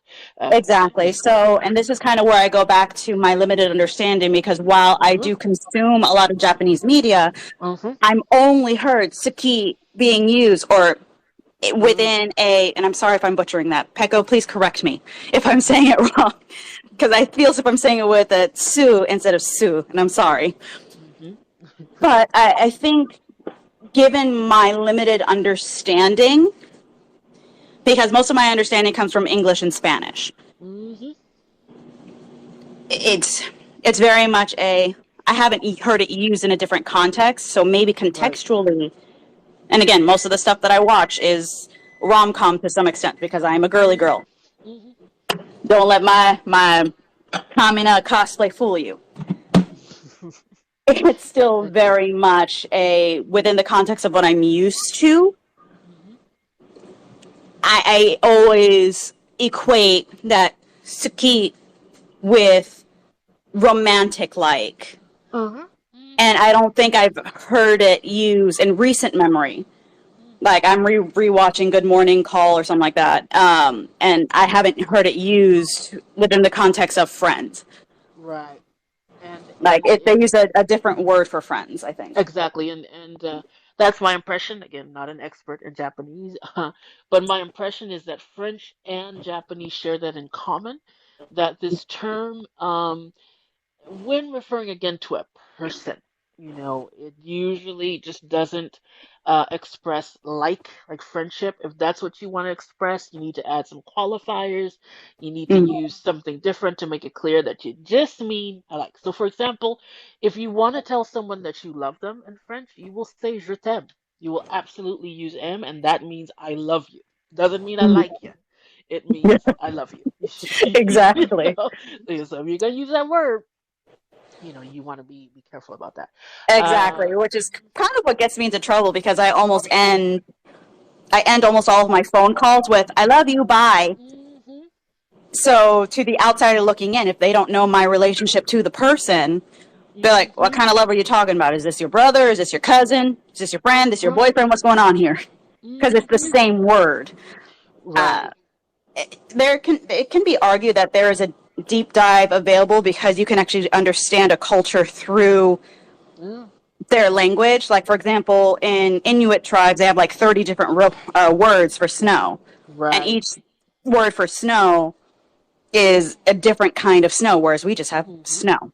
hmm So you can actually do a deep dive into the culture of it. So it can almost be Right. argued that English, because we only have the one word, hmm can actually say that English is a little bit colder, almost. Yeah. It Little can be bit. argued, whereas the Romance languages, we've got so many different ways to say it. hmm Right. Exactly. C'est ça. Absolutely. So we have that. And now I just sent, hopefully went through, I tried to send another little excerpt because now we get to the infamous promise, right? So first of all, Cloud has let Tifa know that he's going off to Midgar. I found Mhm. it interesting that they didn't really get into the details. Maybe they feel like we've seen this over and over again. We Ouais. know what he says, Oui, but we know that he, regardez. Je pense right, que c'est pour ça qu'ils n'ont pas oui, précisé beaucoup ouais. plus, mais c'est vrai qu'on n'avait pas forcément besoin non plus Ouais. d'avoir plus On de le sait détails. déjà, oui, si on connaît l'histoire, voilà, c'est ça. So Steph was saying, yeah, that probably because this promise, not the promise, but Cloud's confession on the water tower has literally been covered in, remake, in OG, in other materials, and so most Yeah, people they're are kind of familiar beating with us it. with a hammer with that one. So it's like, I guess, Spider-Man and Uncle Ben. It's like y'all know what's gonna happen. Let's move on. Yeah, you pretty know, you much. know, you know. Yeah, there's no Um, escaping that one. Exactly. So they don't get into the details, but we know that Cloud lets Tifa know that he's going off to Midgard to join Soldier. And so we know that this is when Tifa and Cloud exchange a promise. And I thought maybe we could look at the promise in French just to see how they're translating it in French, right? We know that in Japanese they refer to something that sounds like pinchy, like if I'm ever in a pinch, right? Yeah, We know it's so that in cute. English, Hmm. yes, in English, it's something like, if I'm ever in trouble, what have you. So I Or just in thought it a would be bind was the one in the used. If I'm bind, ever in a right? bind, yeah. Hmm. So I thought it would be interesting to look at the French. So can I ask you, Steph, if you don't mind again? Yes. Now I did put it as a tweet at the top if you want to reference it, and it should be the third tweet, and it's going to be at the very bottom, right where they Tifa uh, mentions a promise. Would you like to read that for us, Steph, in French? Yes, ça commence par la promesse que. Oui, oui, oui, c'est ça. Merci. D'accord. Alors, la promesse que Tifa exigea de lui n'était qu'une idée parmi d'autres. Dis, promets-moi un truc. Plus tard, quand tu seras devenu très célèbre, si jamais j'ai de gros problèmes, j'aimerais que tu viennes m'aider. C'est ça. Merci beaucoup. So if we translate very literally, now this is again something that Tifa has Cloud promise. So say, promise me something later when you become very famous. If I ever have, I'm just going to translate literally, Hmm. big problems, right? I would like you to come help me. That's how we could translate literally. So she uses here de gros problèmes, you know, big problems, basically. That's how they cover Hmm. it in French. Steph, qu'est-ce que tu penses de ça? Est-ce que c'est juste? Est-ce que c'est une traduction juste qui marche pour toi? Oui, mais je sais pas si c'est la même chose dans le remake. Oui. Je me, ra- je me Je rappelle vais, plus. je vais regarder parce que je sais que je sais que je crois que je l'ai en anglais. So in English, in remake, the way that she puts it is, let me see if I can find it. Yeah, here it is. Hey, promise me something. When you become famous, and if I'm ever trapped or in trouble, promise you'll come and save me. That's the remake, official English translation. So she says trapped or in trouble. And I guess in French, to me, it's a little simpler, right? It's just, if I have any big problems, Oui, if mais there are je any pense que problems, parce que quand voilà. elle est jeune, enfin, Ah c'est ouais, vraiment, ça fait très une façon de parler ouais, de quand on est un c'est peu plus plus simple, jeune. oui. Donc oui, C'est gros ça. problème, ça passe aussi. Oui. Ouais, ouais, ouais, voilà. So Steph's saying, yeah, the translation works for her, and she's saying maybe Tifa puts it kind of in simple terms because she's young, you know, Hmm. so Yeah. she's just getting the point across. Yeah, Yeah. munchkins are very rarely poets. Absolutely. Very, very true. Very true. So then I really find interesting Tifa's reaction to Cloud's. Now, of course, Cloud says, yes, I will, sure, I'll protect you. And we know that this is a promise that in his own way, right, Cloud keeps. Very important Yeah, he promise. understood the assignment. He surely did, surely did. Ah, Yep. Now, voilà. I wanted to talk about Tifa's reaction because this is something that we get here that maybe we didn't get right in the games, what her feelings are internally in this moment. And I found it really interesting that for Tifa, you know, many boys basically have made the same confession to Tifa. Everyone's letting Tifa know, I'm going off to Midgard and I'm going to make it big. And, they're making all these promises. So even though Cloud thinks this is setting him apart, Tifa literally knows he's just like all the other boys. Now, Mhm. a lot of times when you have a crush on someone and you put them on a pedestal, if you come to the conclusion that they're just like all the other boys, that's usually a negative. They fall right off of the Correct. pedestal in a negative way. But what I found interesting is it's the opposite. Now Tifa thinks about her feelings and she goes from saying that she just admires Cloud, like you would a beautiful painting or the stars, Mhm. to something different. And I found this interesting. Yeah. So once again, I know I'm putting you to work, Steph, but would you like to? I'm going to go ahead and send this portion as well. If you could read for us the portion where Tifa talks about how she feels about Cloud now that she realizes he's just like all the other boys. So let me go ahead and send that as a tweet real quick, and then if we can look at that because I find it really interesting. And I think it sets the stage for how Tifa sees Cloud and the way that their relationship works. So let me get to that tweet and attach it for us. Okay, so hopefully you should see that at the top now. It'll be the Yes. fourth probably image. Can you read this little portion for us, please, Steph? Une simple idée qui, à compter du moment où ils la partagèrent, devint un pacte on ne peut plus précieux. La nuit où elle apprit que même le Cloud qu'elle admirait était un garçon comme les autres, Tifa se prit à l'aimer, au sens où elle voulait désormais passer des moments rien qu'avec lui. Très bien, merci. So once again, there's this idea that they've made the promise. And she does mention that this is a pact that is just extremely precious. But she says that the night where she learns that, this Cloud who she so called admired was really just a boy like all the others, this is when she really fell for him. This is when she started loving him as opposed to admiring him, and loving him in that way where she actually does want to spend time alone with Alone. just him. Mhm. Voilà. And again, this is a contrast because other boys, they've been trying to get her alone, and she's not interested in that. She just wants to be friends. So she actively finds ways to avoid doing that with other boys. But now with Cloud, she wants to have those moments.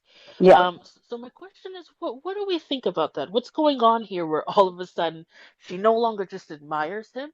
She fully admits that this is that full-on so-called love. Why in this moment is there this realization? Je Um, yes. Steph, you go first. En fait, je pense que elle avait une idée de qui est Cloud, qui fait qu'elle pensait qu'il était inatteignable, dans le sens où She, je pense que c'est dans le sens où elle voulait un peu peut-être se protéger. Elle sait pas si elle pourrait peut-être un jour être proche de lui. C'est pour ça que là, comme elle a vu qu'il était pas, enfin qu'il était comme tous les autres, qu'il avait des yeah, rêves, qu'il était aussi une personne oui, qui avait des ambitions. Là, ça a fait que elle s'est dit peut-être qu'elle peut être proche de lui dans oui, ce je sens-là. suis Et d'accord. c'est là qu'elle s'est rendue compte qu'en fait, c'était pas juste de l'admiration, mais de l'amour. C'est ça, exactement. Je suis d'accord. So Steph's saying that at first, prior to this, there's something about Cloud that is unapproachable in a way that she's almost trying to protect herself because Cloud is just this almost like this idea instead of a flesh and blood person, or that's how I see it. But now that she sees that, Cloud is like other boys in the sense that he has ambitions, he has dreams. Now she thinks maybe she can get close to him, right? Maybe this is someone who she can have a relationship. And so it goes from just that admiration to now actual love. And I agree with that. Ria, what do you think about what's happening here? Well, I have a couple trains of thought with regards to that, because almost to an extent, I almost want to go so far as say that she near deified him. Cloud Yes. wasn't acting like everyone else, clamoring for her attention. So because he wasn't putting on a front to be desirable, to Tifa, she was actually able to observe Cloud, as who he is as a person. Because these other boys, they're behaving one way to her face, and behind her back, they behave a different way. She's cognizant enough to realize that these boys throwing themselves at her, they're not taking the time to get to know her. And she's essentially put up a wall to keep herself from really getting to know them beyond the superficial level, because who else is she going to play with? So she's kind of putting on blinders for the affection that they're throwing at her. But in so doing, because Cloud is not behaving that way, because Cloud is just Cloud, she's able to observe him as a human being, but she's almost deified him as somebody that is so far out of reach, because the other boys have squeezed him out like a zit. But so when you look at that and you see that she's able to see him as a human being, a multifaceted person, and then he reveals or kind of drops down this wall he set up between himself and the other kids. So she's finally able to touch him and like, oh, you're not this star that I can't touch, because stars, they burn. So, but now she's able to touch him. She's able to see him. She's able to see the vulnerability that he's not very vulnerable a lot of the time.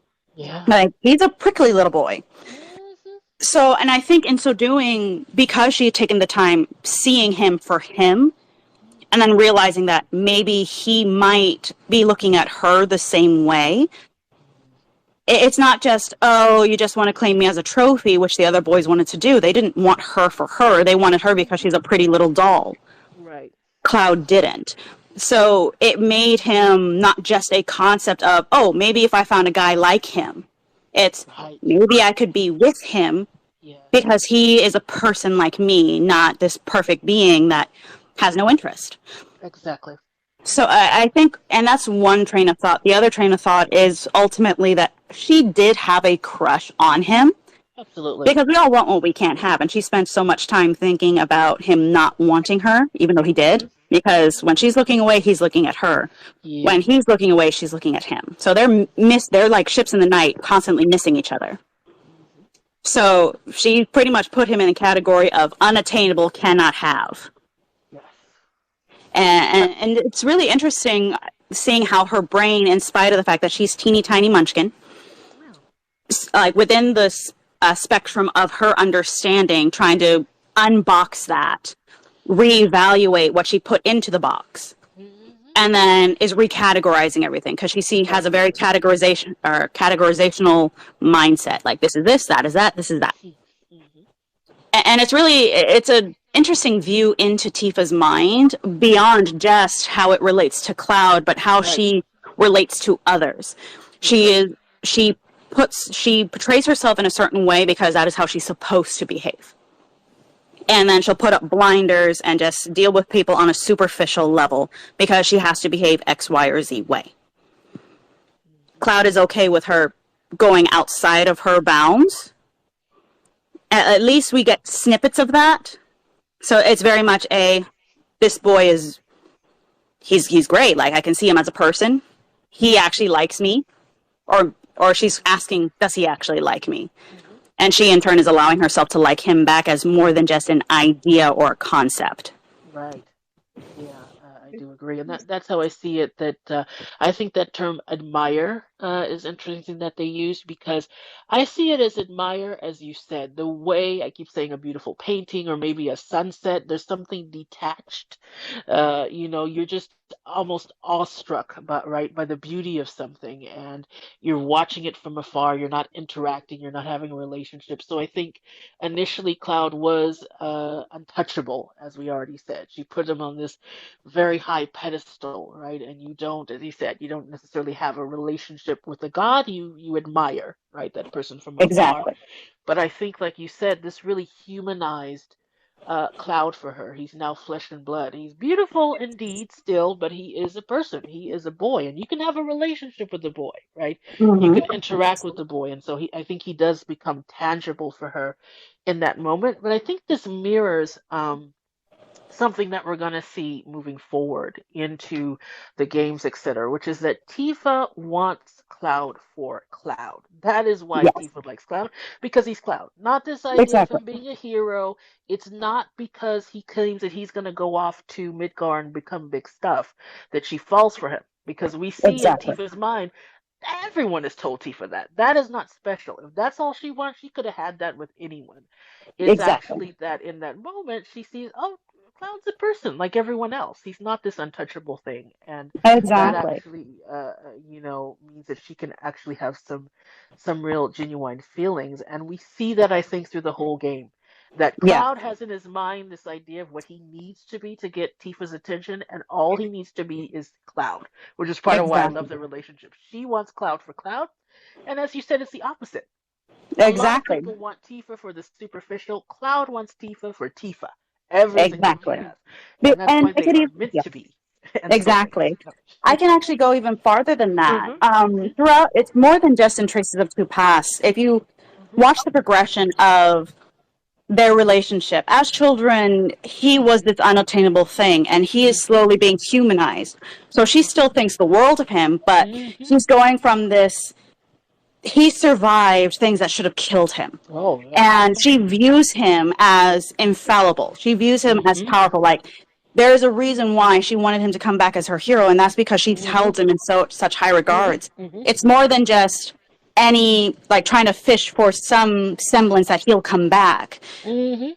But as he becomes more human, she falls deeper and deeper in love. So Mhm. when he is in, and then when he's in Mako state, or Mako poison state, he's at his lowest. And it can be argued that she is just deeper in love with him, so that she doesn't even need this deified image Not at of all. him. And that is Not chipped at all. away and chipped away and chipped away throughout the entirety of their relationship, from Traces of Two Paths to the core game. Even if you were to Mhm. remove Remake Mhm. and just use OG as the example, you're Mhm. literally watching Cloud become more human for Yes. Tifa, Mhm. and she just falls deeper.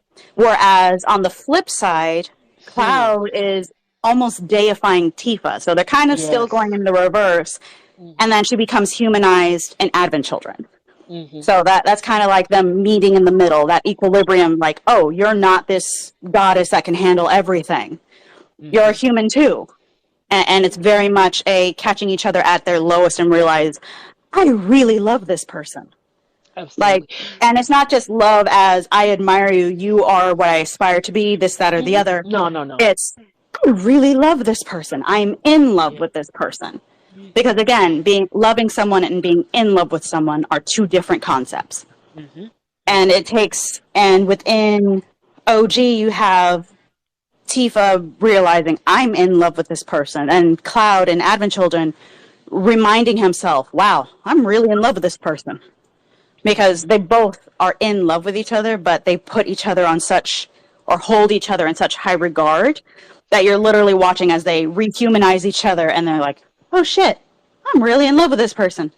Yes. Okay. And not to be petty, now Cloud is my favorite character. I love me some Cloud, but I'm just gonna put it out there that Cloud's lowest and Tifa's lowest, two very different things. I'm just gonna put that There. right up. No, you're not wrong. They are two Cloud is, very different things. mhm, mhm. But yes, But yeah, absolutely. but it's already been established that Cloud is, of the emotional spectrum, he is the weakest of the two. Oh yes, Like, you can do a absolutely. deep dive into gender norms and expectations and how the toxicity of those expectations have molded them, Mhm, but that's a whole different discussion. mhm, mhm, mhm. Absolutely, absolutely. But I do agree that they both go against the, typical standards, right, of what we expect from women and men. Yeah. Très bien, donc on a ça. So unless anyone has anything else to say about the water tower, about that portion, the next portion we have is where the boys, including Cloud, leave for Midgar. And now Tifa is basically on her own, and she turns 13, and she's just kind of hanging out on her own. And, the only person she talks to really is her father at this point. And there is another interesting passage because although it is lonely, She also takes, there's something enjoyable, right, about her spending time reading, sewing, cooking. There's some pleasure that she finds in that, and she reflects on the fact that she used to think that Cloud, being on his own must have been something that was sad. Like she kind of felt sorry for him in a way.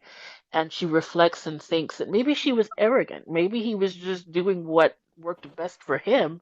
And just like she's kind of taking comfort in solitude, maybe it was something pleasurable for him as well. So I thought that that was interesting. She felt like she understood maybe where Cloud might be coming from. Any thoughts on that little passage where she thinks about this idea of solitude and how it relates to Cloud now that she's on her own, so to speak? Oui, si je peux me permettre. Oui, oui, oui, bien sûr, vas-y. Non, j'ai beaucoup aimé le fait qu'elle fait une rétrospection un peu de ça. Parce que je pense que comme elle l'a pas vécu elle-même, puisqu'elle était tout le temps entourée, en tout cas la plupart du temps, elle ne savait pas. Mais là, comme les garçons sont partis, elle se retrouve de plus en plus à être, du coup, à ressentir cette solitude, Oui. et pas de façon négative comme elle le pensait. Donc elle avait une sorte d'a priori en fait. Elle pensait que le fait qu'il soit isolé, enfin qu'il soit seul, était synonyme de peut-être d'être un peu pas malheureux, mais en quelque sorte, c'est ce qu'elle pensait. Oui, Mais oui. c'était tout le contraire. Donc oui, elle se retrouve en fait à se dire, bah en fait je me suis trompée. Donc oui, c'est bien qu'elle se rende compte que peut-être que ce qu'elle avait comme idée n'était pas forcément vrai du coup. Mhm. So Steph was saying that, yeah, that Tifa had assumed that Cloud being on his own in that way meant that he probably was unhappy, that it was a negative thing. But it's nice to see that she's reflected on it a bit and realized that maybe it wasn't necessarily a negative thing for him, and that Mhm. she's able to better understand his state of mind. She also mentions that she kind of admires that maybe Cloud has the courage in a way to Mhm. just do what he wants to do. He's not worried about what other people think. He's not worried that they're going to think that he's standoffish. He's just, from her point of view, doing what he wants to do. And if she herself were able to do that, not worry so much about what other people thought and just do what she wanted to do, maybe that would be a positive thing for her as well. But Ria, what are your thoughts on this portion here? Well, I can't help but remember that one post where people were calling Tifa an extrovert, Huh. whereas Aerith was the introvert but the reason being is that Tifa's afraid of being alone. And we see this multiple times throughout the compilation that she is afraid of being by herself. Mm-hmm. Um, so more often than not, she keeps herself busy and active all the time. So when she is ultimately left alone, she doesn't know what to do with herself because she's a people pleaser, and she is very much a good example would be in On the Way to a Smile when she was left alone. She called Marlene because she couldn't stand the thought of being alone. Mm-hmm. And I think that's part of where the admiration for Cloud comes into play because he can be alone and he's Oh yeah. not racked with anxiety like Tifa is. Mm-hmm. Mm-hmm. Because if she's not being perceived by somebody, she doesn't know how to behave or what to do Mm-hmm. because she has to play certain roles within the neighbor or within the village that they lived in. So, and this also plays into kind of the expectations that have been placed on her and that she places on herself. She finds joy in domestic activities, yes, Mm-hmm. but she hasn't really allowed herself to realize, maybe I like doing this, that, or the other. It's not until martial arts that you see her actually want to do something for herself. Right. So martial arts is the thing that she chose for herself and not something that she kind of fell into. And I think that might have eased the burden of being lonely and enabled her to. So not only having all the boys leave and she doesn't have a peer group in her age, she's forced to be alone. Mm-hmm. So now she has to figure out what to do with herself. And Right. that in itself, and like I can actually relate to this to an extent, I can't sit still and do nothing. I have to do something. Or otherwise I go crazy because I have ADD anxiety brain. Mm-hmm. So, and this might just be partially my projecting within the relation to the character, and that she admires and is almost envious of Cloud's ability to function, or at least as far as she can perceive, he is functioning just fine by himself. Right. He can sit in a room and not do something and be fine. Like, he can people watch and be like, oh, okay, somebody's chasing after a chocobo or something. She can't do that. And that is probably something that she is aspiring to be comfortable in her own skin and to not have to fill the void. And that is something admirable. Like, I look at people that are able to just sit down and be happy and be like, huh, I want that. How do you do that? It is admirable to an extent, especially when you have you have a societal pressure to be XYZ way. And now that she doesn't have that pressure outside of her father, she doesn't know what to do.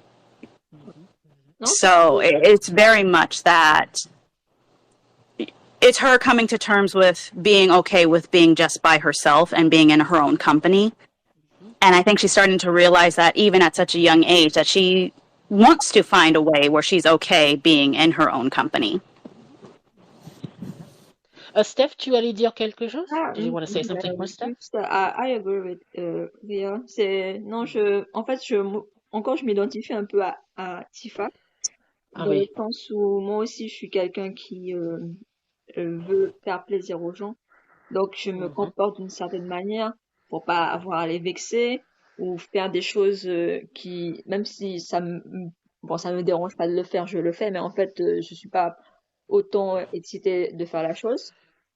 Donc, non, je comprends le sentiment qu'elle a en fait, de trouver quelque chose à elle.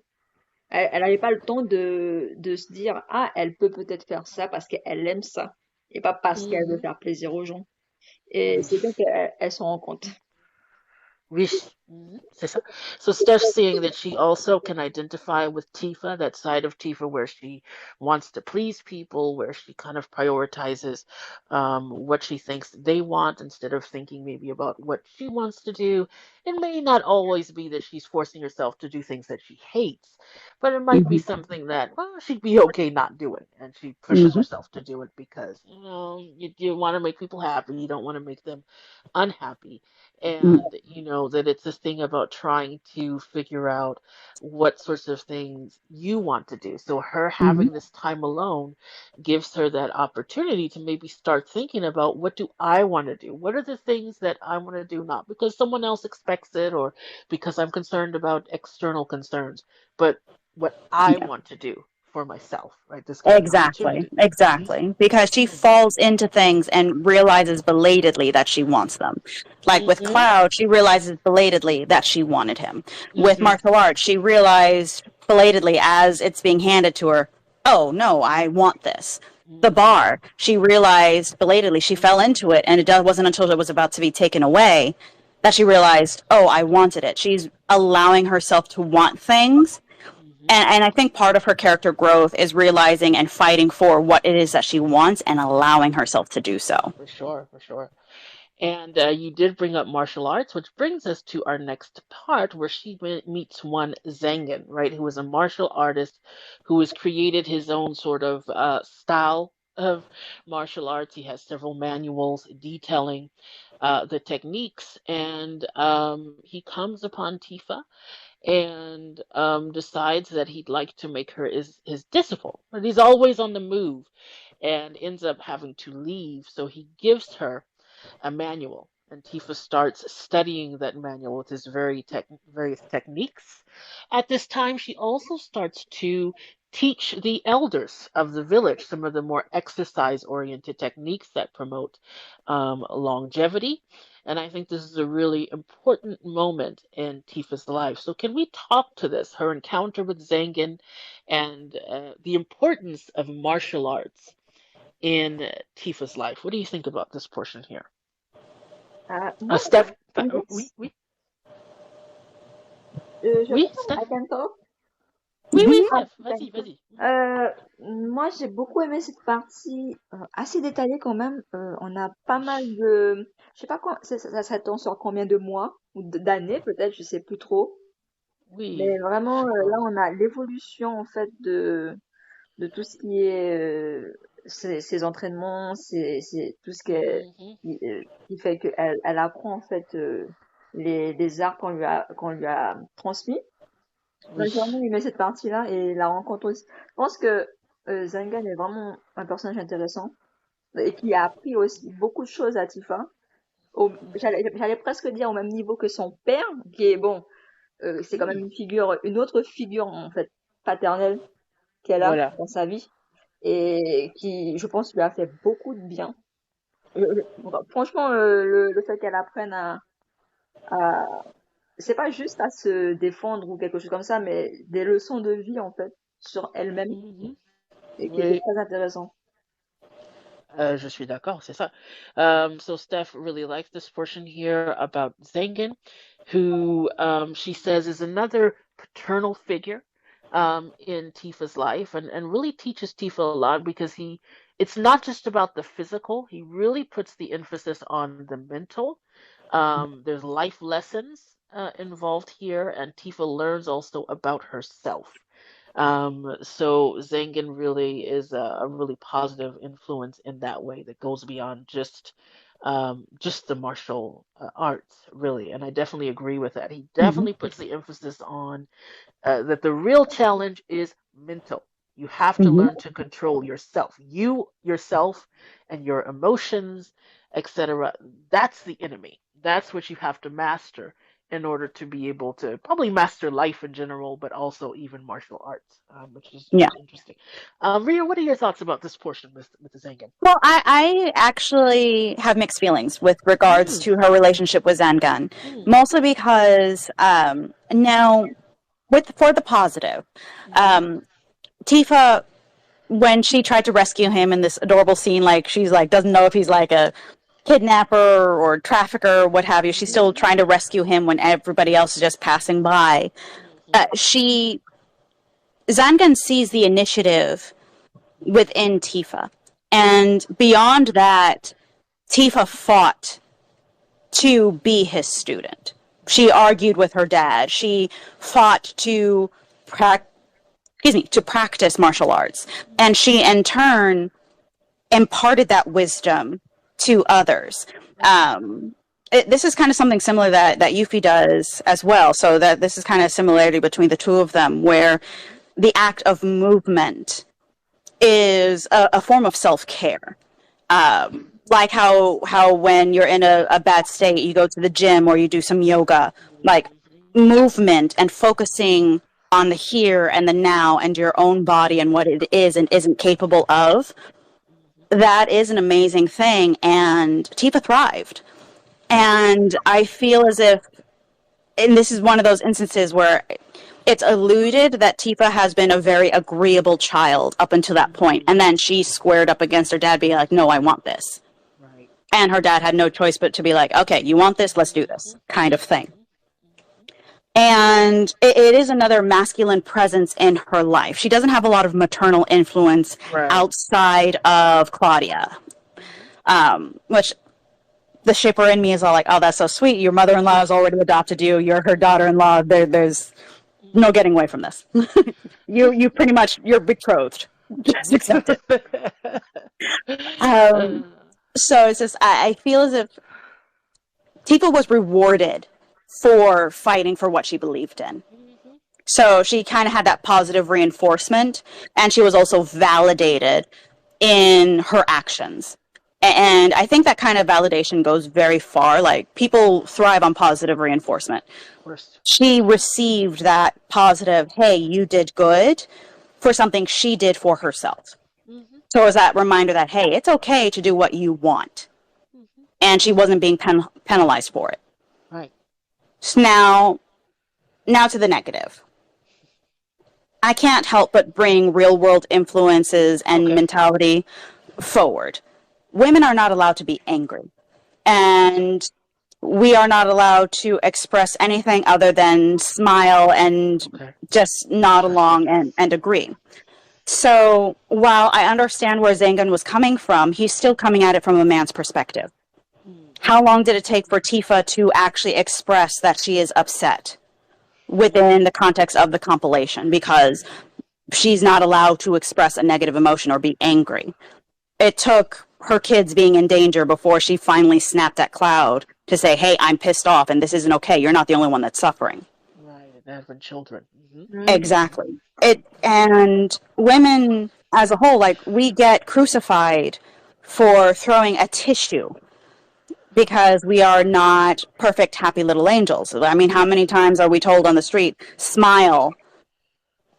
And like that's a universal experience that a lot of women have. So, and to an extent that even though Zangan had the best intention, I think instead of, at least as far as how it was translated. So I also understand that there are language translation and limitations. It's still very much it's not so much anger. It shouldn't be anger as the enemy. Anger is a natural or is a normal, healthy emotion to have. It's how you express that anger in a healthy way, because you do need to be able to process even your negative emotions. So I think kind of like the boxing it away kind of thing, that I feel as if it should have been more of a lesson of, okay, I understand you're angry. This is how you process it to get out of your system before it hurts you. That's true. Like being able to address it at the fact instead of letting it fester. So it's hard to divorce what is being written in the novel and real world experiences of women that are being told to shut up and smile. So it's very much she has all of these masculine influences that advice would work perfectly for a boy, for a male presenting individual. But for a woman, it might have been, you need a little tweak that lesson a little bit. I would even say that for a boy, I think in general, we know we all have emotions. And I agree with you that ideally, a more balanced acceptance, you will have these feelings and learning how to process them and perhaps to channel them. Sometimes you can use that energy in a positive way. There's always that balance. If you get out of control, and you're doing things that you wouldn't do if you were in another state, that can be a problem. But if you can take that anger, process it, and even use it as fuel, right, that can be something that can strengthen you. So I agree that, he could have handled it differently. And I think honestly, because, of course, men have feelings too. And of course, they're expected to bottle them up. But I think even for men, it would be helpful to know that, no, you don't have to, just like you said, just bottle them up and not address them. Exactly. But men are except men are more allowed. It's expected for men to be angry. So it's like, okay, you need to dial it back.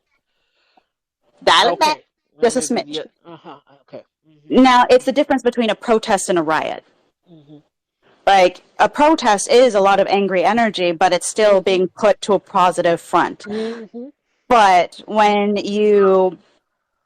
if you ignite that into a riot, it's not going to help anybody. It's still going to be used as a force, but people see a riot and they're going to turn their noses up and completely ignore what got you there. Whereas a protest, people are more apt to listen, kind of thing. Like, no one listens to a strongly worded letter, but people will listen to a bunch of people standing in the middle of the road saying, hey, what's going on here? We need to fix this. But people are going to stop listening once there's a shop front that's destroyed. Right. And we're skipping ahead and we will get to it. But I think there is a moment when Tifa herself reflects on this idea and makes her own decisions when it comes to when she meets Barrett later on and decides how she's going to handle some emotions that she's feeling.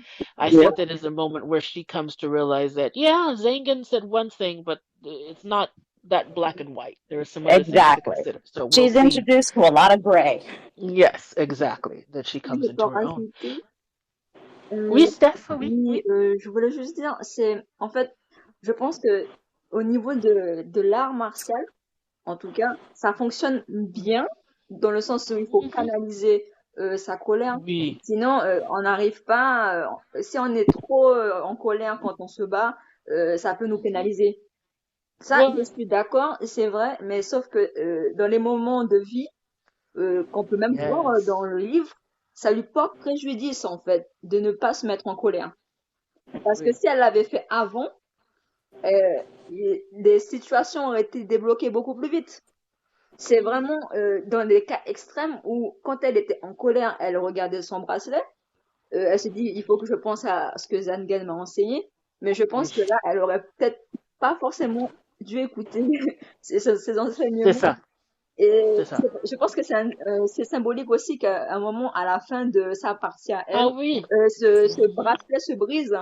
Parce que c'est vrai Oui. qu'à un moment donné, bon, canaliser sa colère, c'est bien, mais il faut aussi qu'elle exprime aussi quand elle n'est pas d'accord ou qu'elle n'est pas contente de trucs de ce genre. Exactement. Oui, je suis d'accord. So Steph was saying that, there's a distinction between maybe what works for just strictly martial arts and then life, right?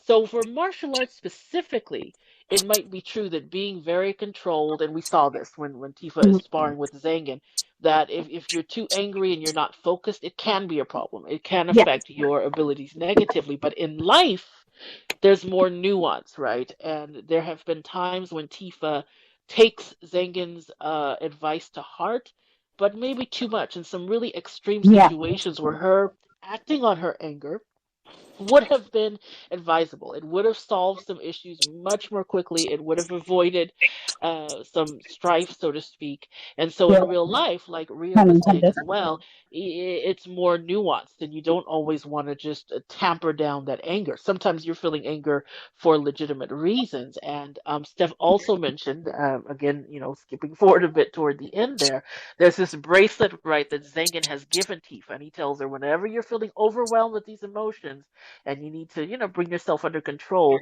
look at the bracelet, touch the Yeah. bracelet, and that will center you.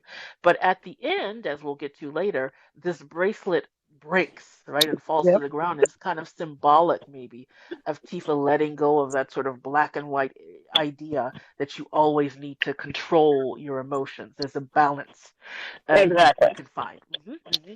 Exactly. So, Totally and I agree with think that. part of it is also, like you said, Tifa coming to terms with there is black and white just doesn't work. Hmm. And Hmm. I'm trying to walk my dog, Yes, and he exactly. is a dasher. So, hang on a second. No problem, no problem.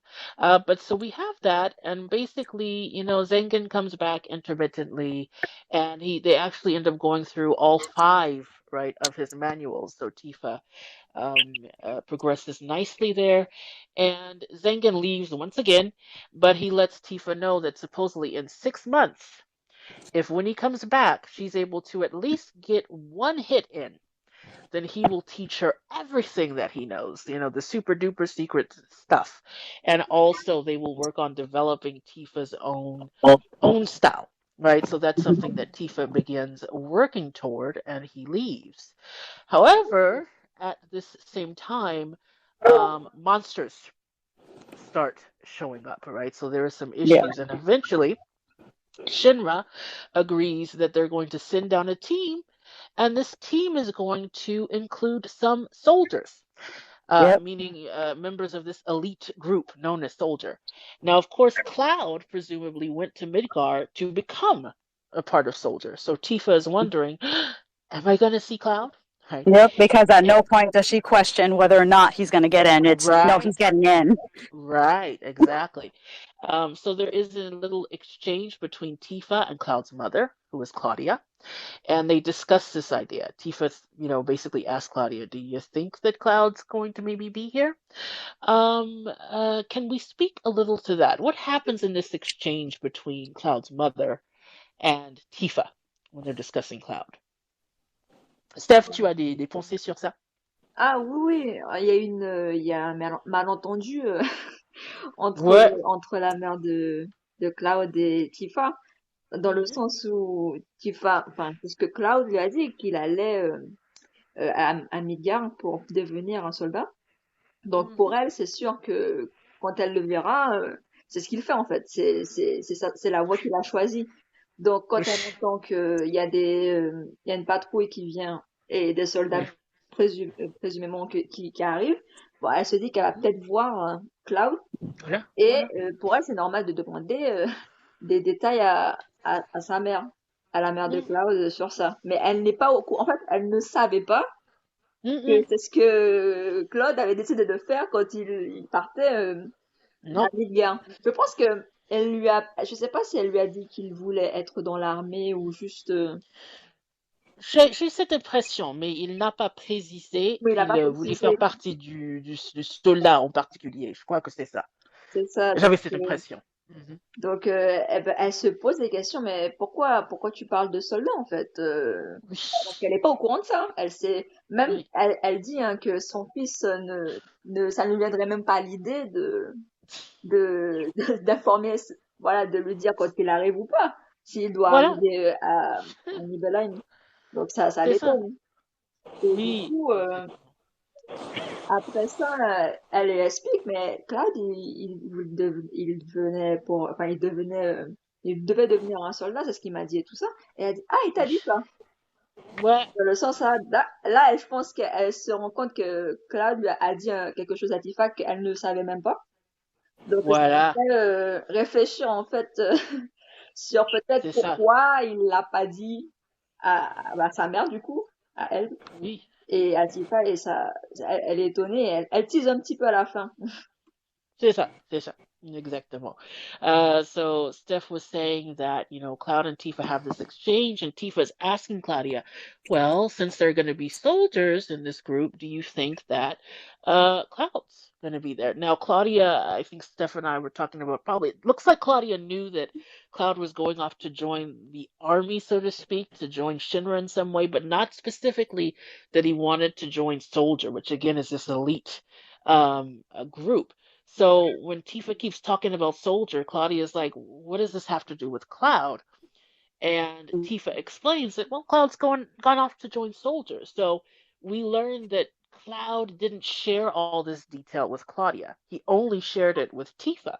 So there's something that Tifa knows that Claudia doesn't even know. And Claudia even says, I don't know if Cloud's going to come or not, because even if he were planning on returning, he wouldn't tell me. It just doesn't occur to him to communicate those types of things to me. So we see that Cloud, in general, is not very communicative, not even to his mother about important things. So for me, it adds an extra little Clotty, moment that he does tell Tifa. There's something extra special about that because he is not a communicative person.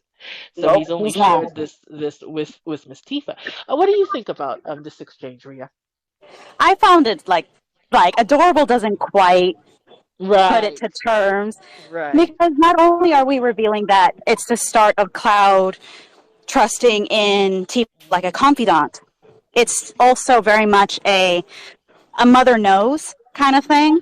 So I think that's all it took for Claudia, who probably already adores Tifa by this point, was already deciding how many grandchildren she wanted. Sorry, one second. Oh, heavy things are heavy. And in addition to that, it's still very much a showing that Tifa had no doubt that Cloud can do it. She has every confidence in Cloud. And in addition to having this entry into Cloud's psyche, which kind of is almost like an echo to the live stream sequence where he's letting Tifa in, where others can only dream to go.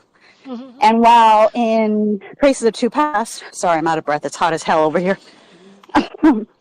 it's almost shallow compared to the live stream, but it's very much Tifa's the only one allowed in. Yes. And it's very sweet, but it's also a callback to the fact that of how intimate, and I don't mean intimate in a sexual way, but I mean they are intimately entwined with one another. Absolutely. Hang on, let me put down. Absolutely, and that's what Bones, this if I is have to showing. walk, so do you. Come on, you badass. Sorry, my dog needs to get some exercise in, and I'm not. It's okay.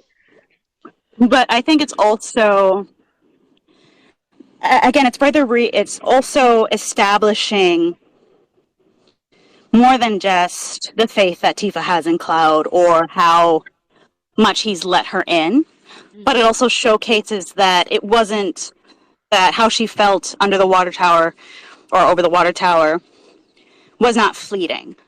Like some people want to say, it is a lasting thing that Absolutely. has taken root and is growing. And it's only getting stronger even with the Absolutely. distance. So she's kind of like the perfect example of absence makes the heart grow fonder. Oh, for sure. And it's an echo of how when we get more of Cloud's story, which is trickle fed to us, and how his fondness for Tifa has only grown. So we get to see both sides of it. It is a mutual growth of their Absolutely. relationship. And they are each other's home, so to speak. So wherever Cloud winds up, if Tifa's there, he's home. He has a safe place to lay his head, kind of thing. He has somebody that he trusts, even with things that he might be embarrassed by, or things that he wouldn't share with others. Like even if he had a friend group like he has with Zach, it's not like he's spilling all of his guts to Zach until it's pretty much forced out of him. So it's very much a humanizing aspect to both characters and to showcase exactly how far that affection has grown, even without grand expressions of affection. Like they're not singing from the rooftops, "I love this person." It's subtle and it's rooted in a very deep foundation. Like it's not going to topple over. Right. And it's not going to go away after a few days of being conscious. Sorry, petting had to come out. I'm sorry. Yeah. Oh, all right. Yeah, absolutely. Absolutely. I'm a petty bench. Absolument. Um, and we have that there. So there's that conversation between the two. And then there's a little sequence here where once again, good old Maru goes running off and Tifa goes looking for Maru. I found this interesting because she gets in some trouble with some monsters, and a so-called unknown, unnamed female Turk happens to be there and saves her. So I wanted your feedback on who, do we know who this Turk is? Is this a new little twist here, or I what's happening with think this she was Turk? from the mobile game. Ah, Before Crisis. I okay. don't think it ever received an American translation. I don't even I know if see. it went overseas from Japan. I do know that we did meet a lot of different Turks, and they cameo, or Cloud and Tifa cameo in those stories as well, either on a rescue capacity or a passing by capacity. But it's more lore building, but I don't think we ever see that Turk come back. Okay, okay. But then So it's just a again, little. you'll probably learn a little bit more from the Turks, because I think a lot of the Turks were killed off by Shinra. Okay, so it's just a little. Steph, qu'est-ce que tu en penses de cette femme mystérieuse? Est-ce que tu es d'accord que c'est juste, ça vient de ce jeu Alors, portable moi, ou... j'ai des souvenirs d'avoir vu des screenshots de ce moment où, de cette personne en tout cas, cette femme qui travaille pour les Church, du coup, qui voit aussi Cloud à un moment, il me semble, dans ce jeu, dans Before Crisis. Je sais D'accord, plus trop Before si à un Crisis. moment ils ont une interaction aussi ensemble, et du coup, avec Tifa aussi.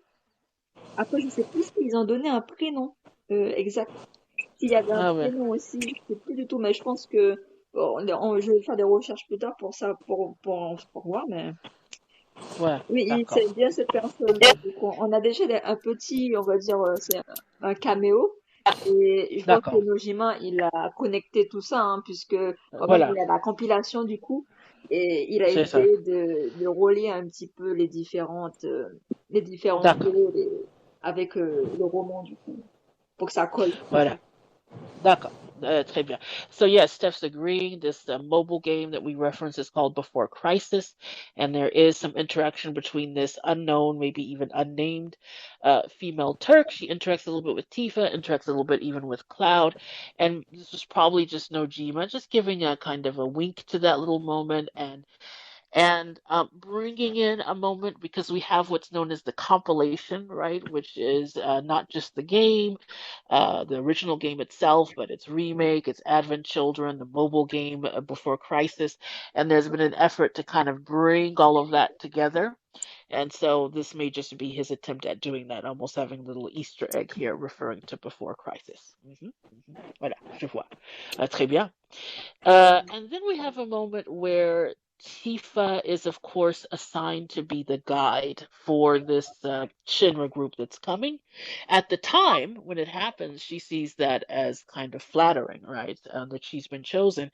But as she's relating this story in real time to Red 13, for example, who's pretty cynical, I think, he says, yeah, that's Shinra's way, right? They will exploit anyone, including children.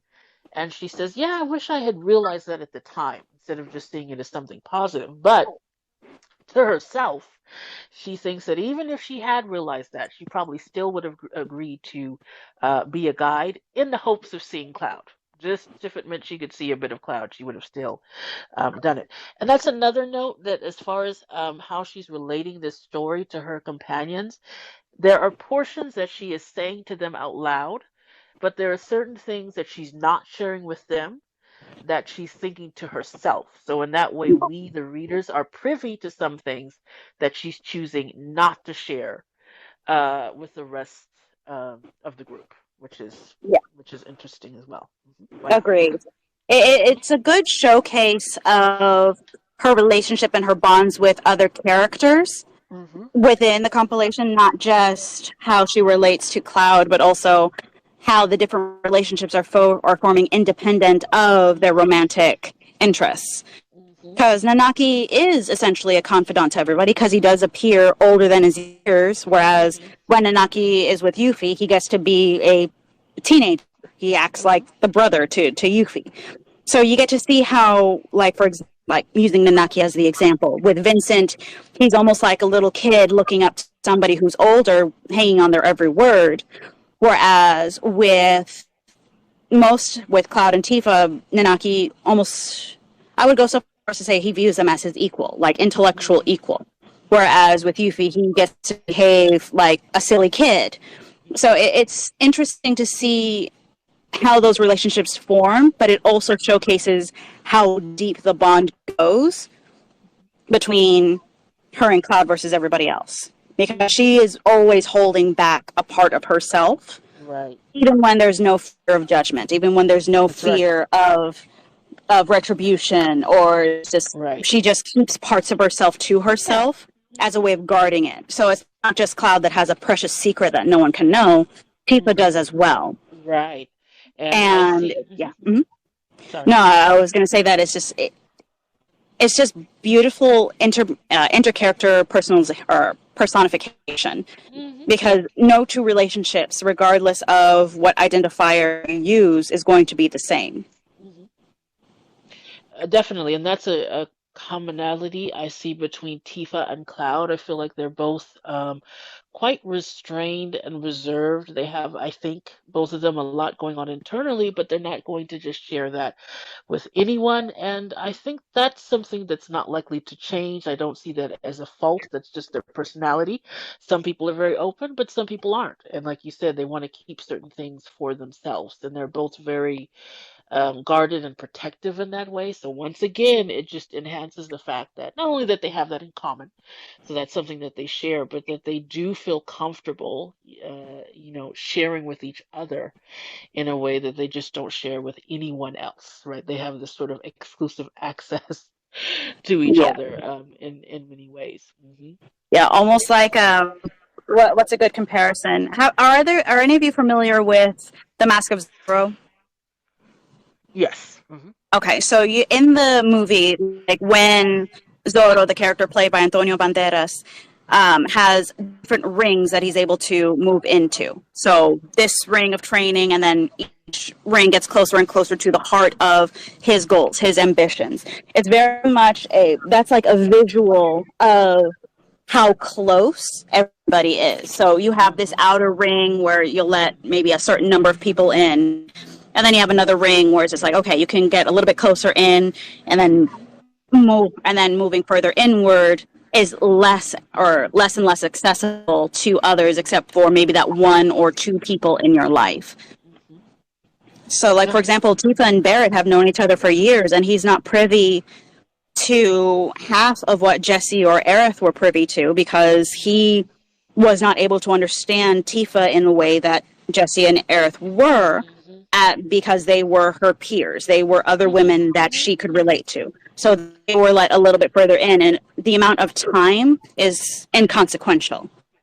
It's just a further showcase of how guarded and closed off Tifa actually is as a person, as a character, and how deep that affection runs to allow for Cloud to be literally at the very center of, okay, this is my ring of people.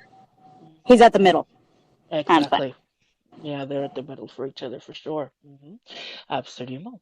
So we have that. And then Tifa basically tells the group, y'all know what happens next, referring to the Nibelheim incident. She basically says at this point, Cloud told you guys what happened in Calm, so you know. Now, the Nibelheim incident, of course, is referring to this very traumatic event with Sephiroth, who basically loses his mind, burns down Nibelheim, unfortunately kills Tifa's father and most of the people in Nibelheim, injures Tifa very seriously, and they do not delve deeply into the specifics of the incident, and I feel this is probably, I perceive that probably Nojima is trying to have this where if you're familiar with the story, you can read it and enjoy it. And if you're not so familiar with the twists, I get the feeling he doesn't necessarily want to so-called ruin them for you. So they don't get into what happened at Nibelheim, what really happened, etc. It just kind of glosses over it. Right. Exactly. And also, she's not going to counter what Cloud has said. Right.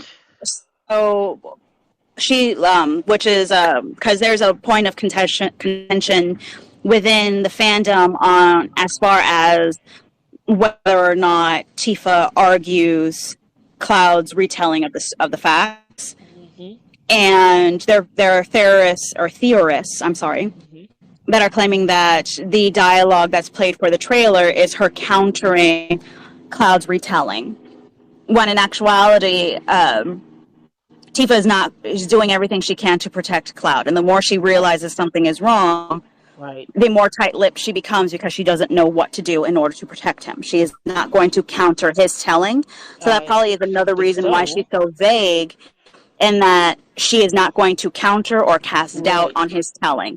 Because what if they throw him out? Right.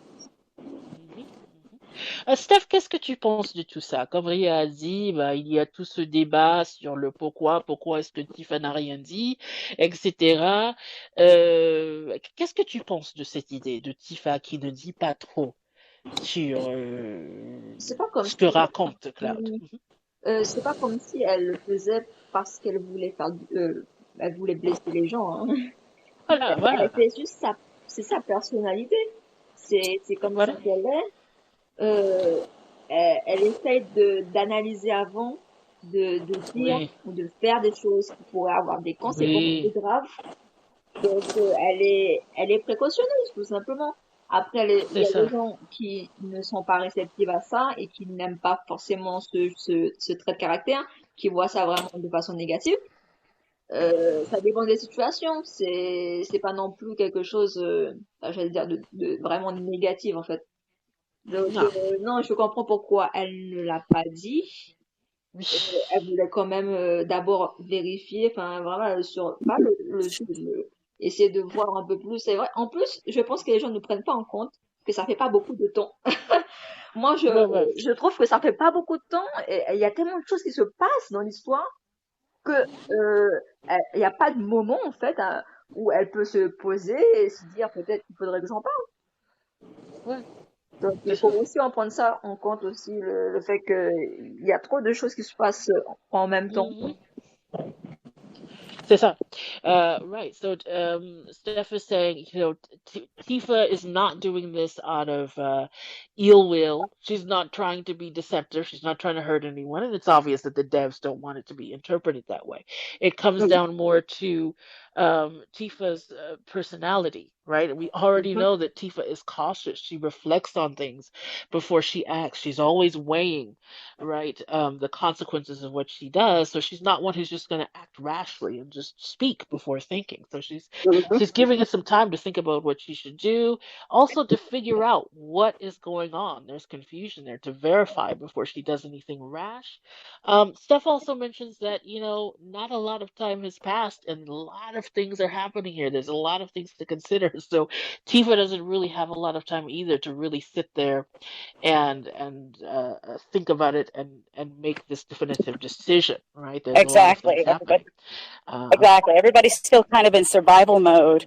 yes. And I mean, it's because in her youth, Tifa does a lot of stupid things when she's under duress. She has learned her lesson.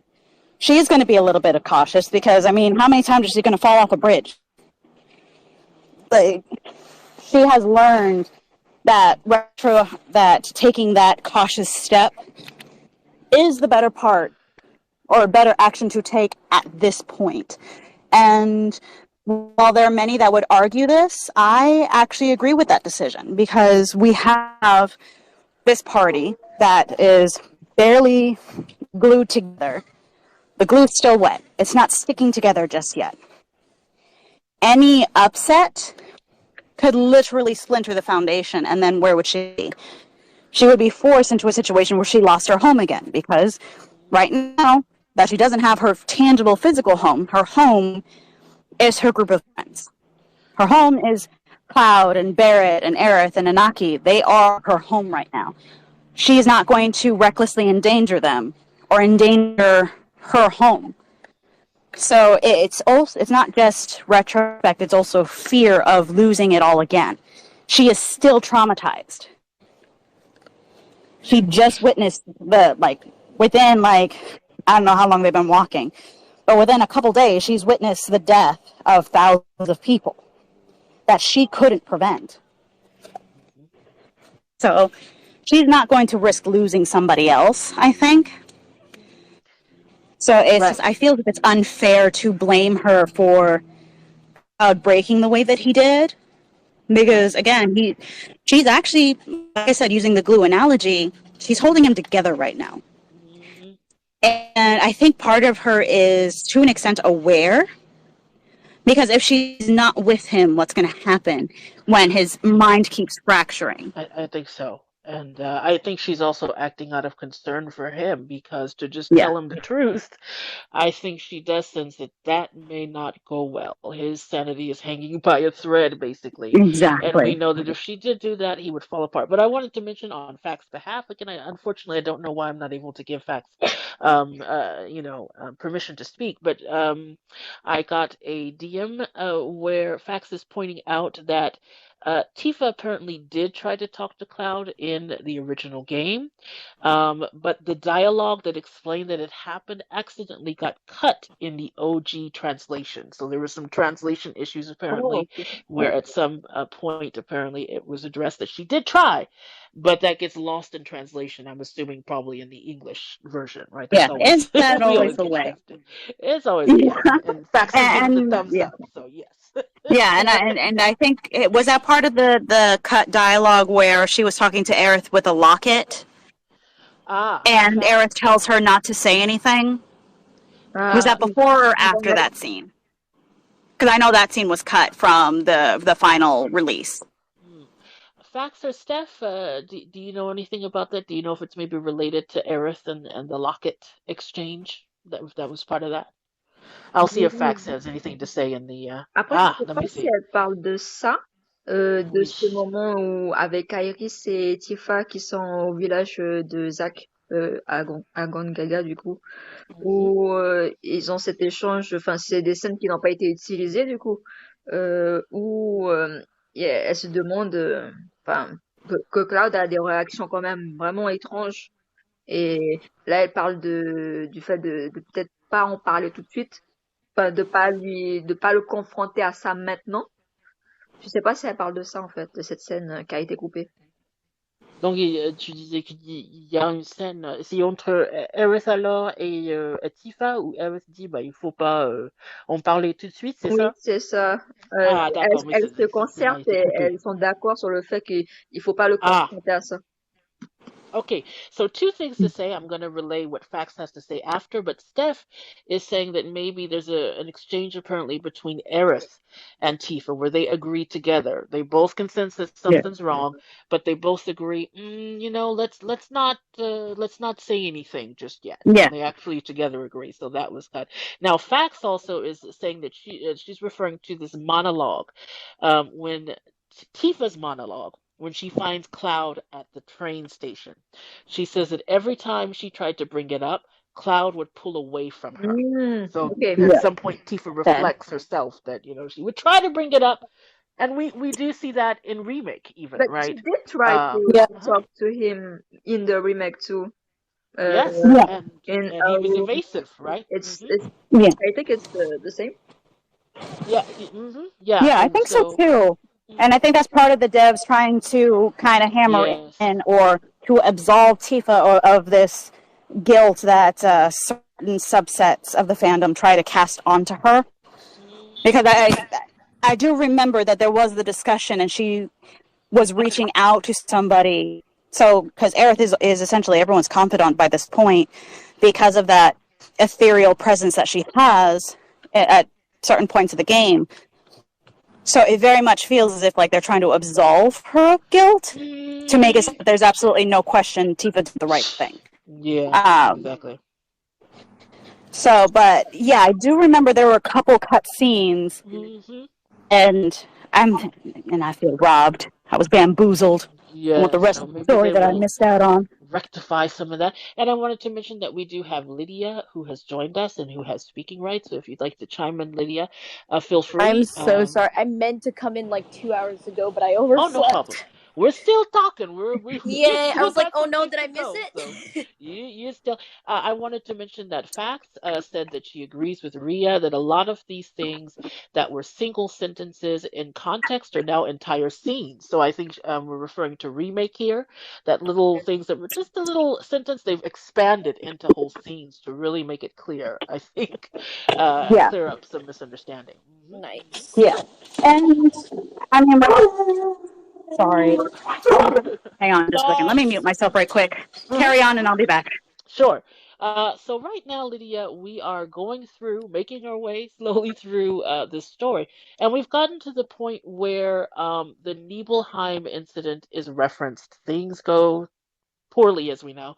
They Yep. don't go into details. Now, I did have a question here because we do know that Tifa's father, Brian, decides to take a leadership role. The mayor has unfortunately been killed, and Brian takes it upon himself to kind of step in. He helps people, which is great, I suppose. And then he goes and he says, I'm going to go talk to Sephiroth. Oh, crazy Sephiroth. Oh great, Now, don't and do he leaves that. Tifa on her Why? own. Now, to me, personally, I felt that it's great to try to help people, but he has a responsibility to Tifa. Not only that, he is her only guardian. It's not as if she Yep. has her mother there. So he leaves Tifa all on his own, goes to old crazy Sephiroth, knowing that, I thought it was Oh my ill-advised god. and sort of irresponsible in a way. Very Well, um, irresponsible. I know where Yeah. Tifa got it from. yeah, so I wanted to know what y'all thought about should Brian have taken it upon himself to should his priority have been the No. village or Tifa? In your Tifa, opinion. duh, Um, you don't. s'mores. Qu'est-ce que tu... Attends, Mezza? Oui, Steph, vas-y. Oui, après, je me souviens plus. Enfin, je me souviens, ça fait une semaine que j'ai lu ça, hein, j'ai déjà des Voilà, trous de voilà, voilà. mémoire là. Euh, Oui. Brian, il a dit à Tifa de rester en C'est retrait, ça, c'est ça? près de la cascade, si je me trompe pas, et il a dit il faut rester là et moi je vais aller parler à Sephiroth et Tifa a dit mais non papa, oui, elle a couru après, on sait que ce qui s'est passé après, hein, il s'est fait tuer. Donc je me suis dit il a une fille qui dépend de lui. Donc c'est un choix, comme j'ai dit, peu responsable, Oui, parce que si ça tourne mal, on a vu le résultat. Tifa maintenant, il est complètement seul. Et il sait que lui, c'est juste lui. C'est pas comme si la mère est là pour protéger oui. Tifa. Donc j'ai trouvé ça. Après, je sais pas trop ce qu'il aurait pu faire de d'autre en fait, non, mais après avoir parlé Hmm, à Sephiroth, je pense que je sais pas, on voit les dégâts qu'il a fait, je pense pas qu'il soit raisonnable de d'aller lui parler, mais même s'il il avait essayé de raisonner, c'est peu probable que Sephiroth se rende compte que c'est peut-être une bêtise qu'il a fait. Oui, je sais pas sur le moment, peut-être qu'il pensait raisonner Sephiroth, mais bon, c'était pas, c'est sûr que c'était impossible. Et oui. après, oui, il a essayé tant bien que mal d'éloigner le danger de Tifa en lui disant de rester, mais oui, c'était quand même, je crois que c'est difficile, difficile de savoir qu'est-ce qu'il aurait pu faire de mieux. Uh, wait. Okay, so Steph is saying that, yeah, that it wasn't really probably the best choice to go after Sephiroth. I mean, seeing everything that he's done, you know he's not in the best mental way, we can Yeah. say. So he's probably not open to being reasoned with, and he definitely has no problem killing people. And Yeah. Brian is no Sephiroth. So it's not really logical, but also Steph was saying she's not sure what else he could have done or what his alternative. I will just say personally, before I turn it to everyone else, in my opinion, of course the story would have been different, I get it. But he could have, in my opinion, stayed with Tifa and prioritized protecting her. Forget about Sephiroth. Let's do what we need to do to protect. That's what I would have seen as more logical. To prioritize Tifa's safety, stay with her, and find a way to try and get out of there. But we know that Yeah, didn't happen. I agree. Mm-hmm. Any more thoughts on that, Brian's choice Um, here? I, for me, reading that and watching that play out multiple times Mm-hmm. as they go over the Nibelheim incident, it retrospect is 2020, and as an outsider looking in, the smart decision is to know when someone is too far gone and prioritizing those that you can't help. However, Mm-hmm. Brian being hot-headed and acting in the moment is kind of on brand. Okay. Remember, Brian is also the man that is holding Cloud personally responsible as a child Yeah. for Tifa's injury when she is the one that put her. I mean, yes, he took the blame, but he's still Right, a right, child. right. Like, so it's on brand. He is a little hot-headed. We Yeah. know where Tifa gets it when she's under great duress. She does something stupid like Uh-huh. running up a mountain to see her mom's spirit. Mm-hmm. Kicking a Shinra and upside the head, etc. Mm-hmm. Exactly. So it is on brand for his character and how he had been personified up until this point. Mm-hmm. With that being said, retrospect is 2020, and if he Yeah. had allowed to survive, he probably would realize that he made a whole lot of mistakes. Uh-huh. Mm-hmm. And it all came from a good place. He's coming from a place of loving his village, loving his daughter, Absolutely. and Stepping up and taking responsibility. Mm-hmm. exactly something that he is not used to doing. Like he Mm-hmm. is suddenly thrust into a position where he has no training for, he has no point of reference for. So suddenly being responsible for multiple people, even in his hot-headed state, I don't know what the best alternative would have been, because as a leader you have to prioritize the majority over a minority, even if it means your own kin. It's an I guess that's my unfortunate. core question. Yeah, that Yeah. I guess I never see it. I don't want to get off topic, but Mhm. that's something that came up with Last of Us, and I had the same feeling. No, I feel like your kid, you put that above Exactly. everyone. That's just me, but I don't even have kids, No, so it's I irrelevant. agree with you, but that's why I would never want to be a leader, because I would never That's want to right. be in a position where I would have to prioritize somebody else over my That's own right. kin. That's right. Yeah. So it's not an easy position to be in, because instinct would be protect my baby, Oh, protect my loved absolutely. one. Hmm. That is the biological imperative within most human beings. Yes. Not saying those without it are broken in some way. It's just what is in a macro setting. That's the norm. Hmm. So being able to put that aside to prioritize everybody else is tough. Like you have to sacrifice your loved one to save the by giving them to freaking whatever Leviathan or what have you, so that the entire city can live. I don't think I can make that decision. Yeah. But that is unfortunately a decision that a leader would. They have to think about that, and that is a very difficult decision to make because you're going to want to think as a parent and not as I have to ensure that 10 people survive instead of just one person. Still, Brian, he's a little hot-headed, was not thinking any of this through. He was saying, oh, maybe I can talk to the guy. Dude to dude.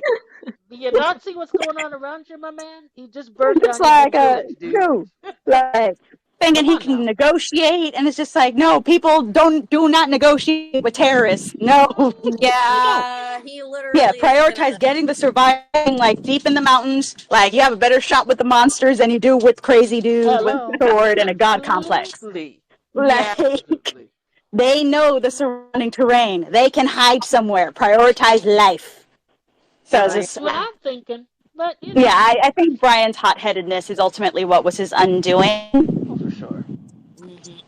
But I mean, we would have loved to have him survive. We would have loved to see him react to the eventual Tifa wind with Cloud anyway, and be like, "Damn it!" I would have loved that. We all, on paper, would love that. That's why we have fan fiction to give us that funny, father-in-law does not like his son-in-law kind of moment. Yeah. But yeah, Brian was a hothead. Yeah. He did not think any of it through. And it is on brand for his characterization. Yeah. And so following this, we have Tifa just waking up. You know, I'm sure we experienced the way Tifa did, where she goes from Nibelheim to all of a sudden being in Midgar, the Sector 8 slums, in a clinic. And we find out that she has been in a coma for a month due to her injuries. A whole month, and she wakes up. And the injuries are serious. She was stabbed in the chest, so there was a skin graft involved.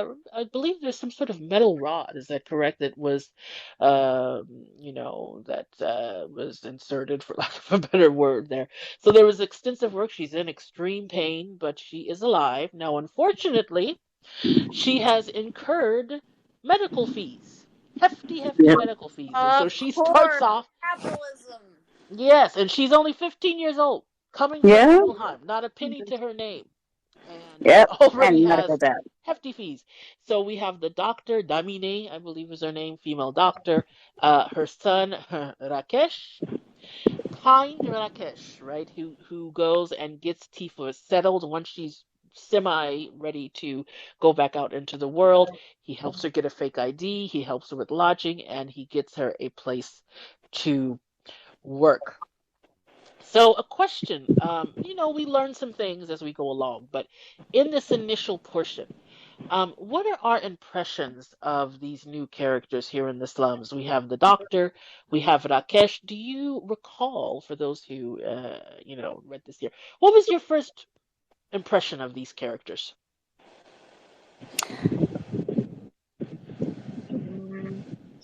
Were we suspicious? Were you like, let's see? Were you indifferent?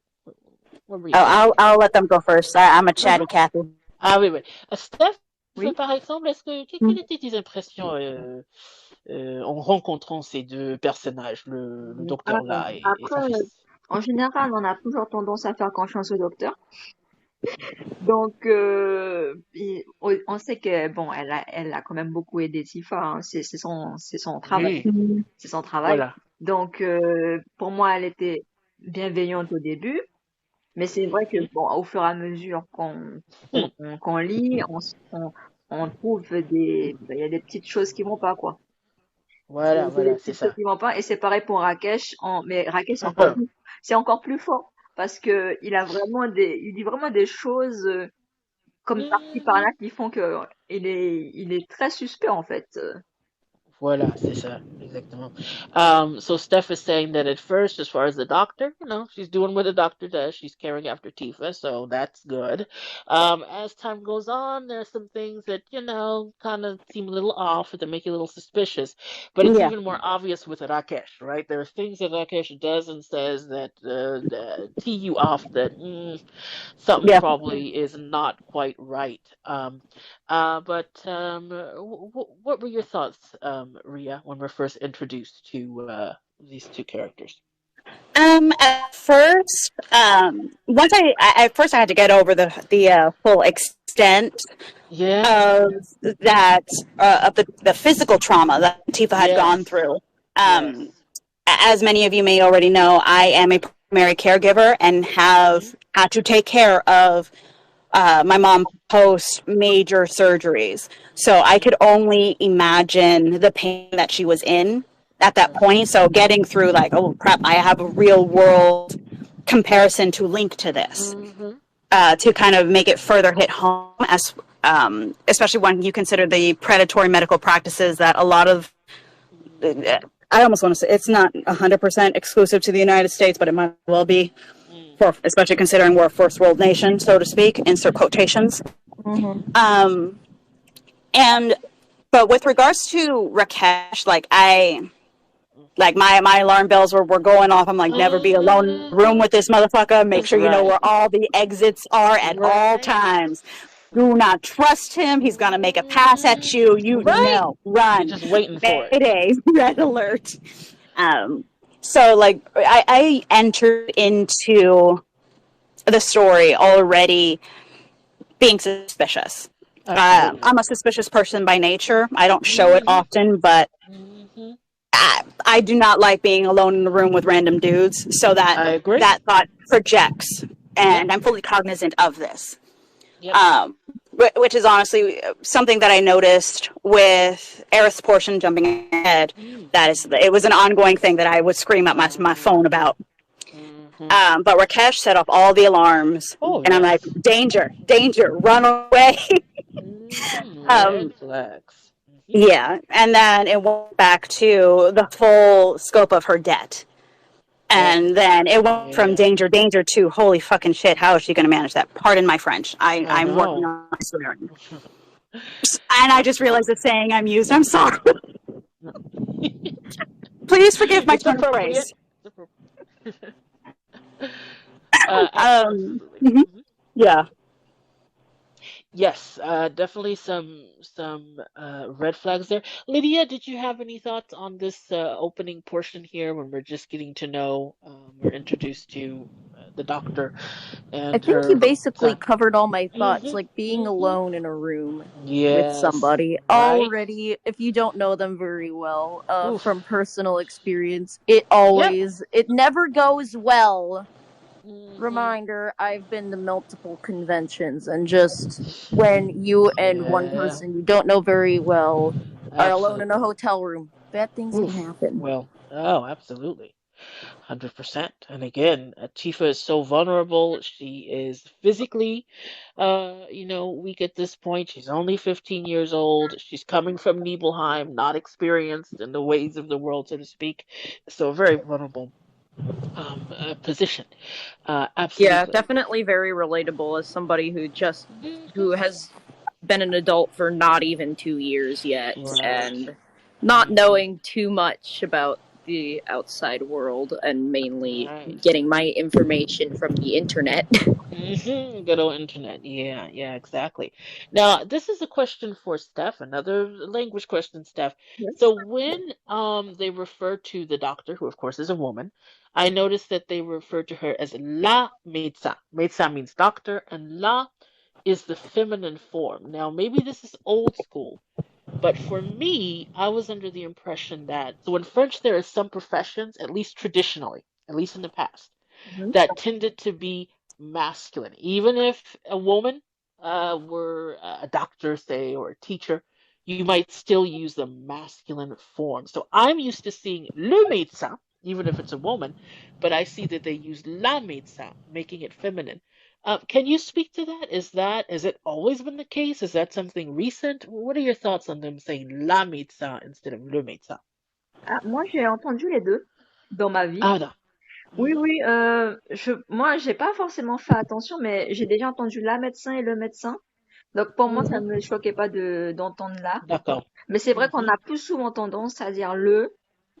mhm. Voilà, et c'est vraiment, on a l'habitude de dire le, mais j'ai déjà entendu dire Voilà. là et ça m'a pas choqué non plus.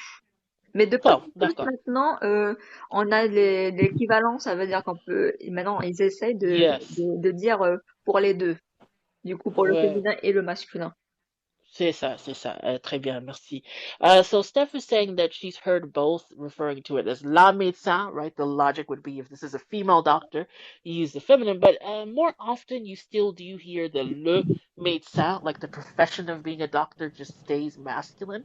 At the same time, nowadays, there is more of a tendency to try to use feminine equivalents for various professions because, as we know, both men and women can, participate in any profession. Um, merci, Steph. Yeah, I was just curious about that.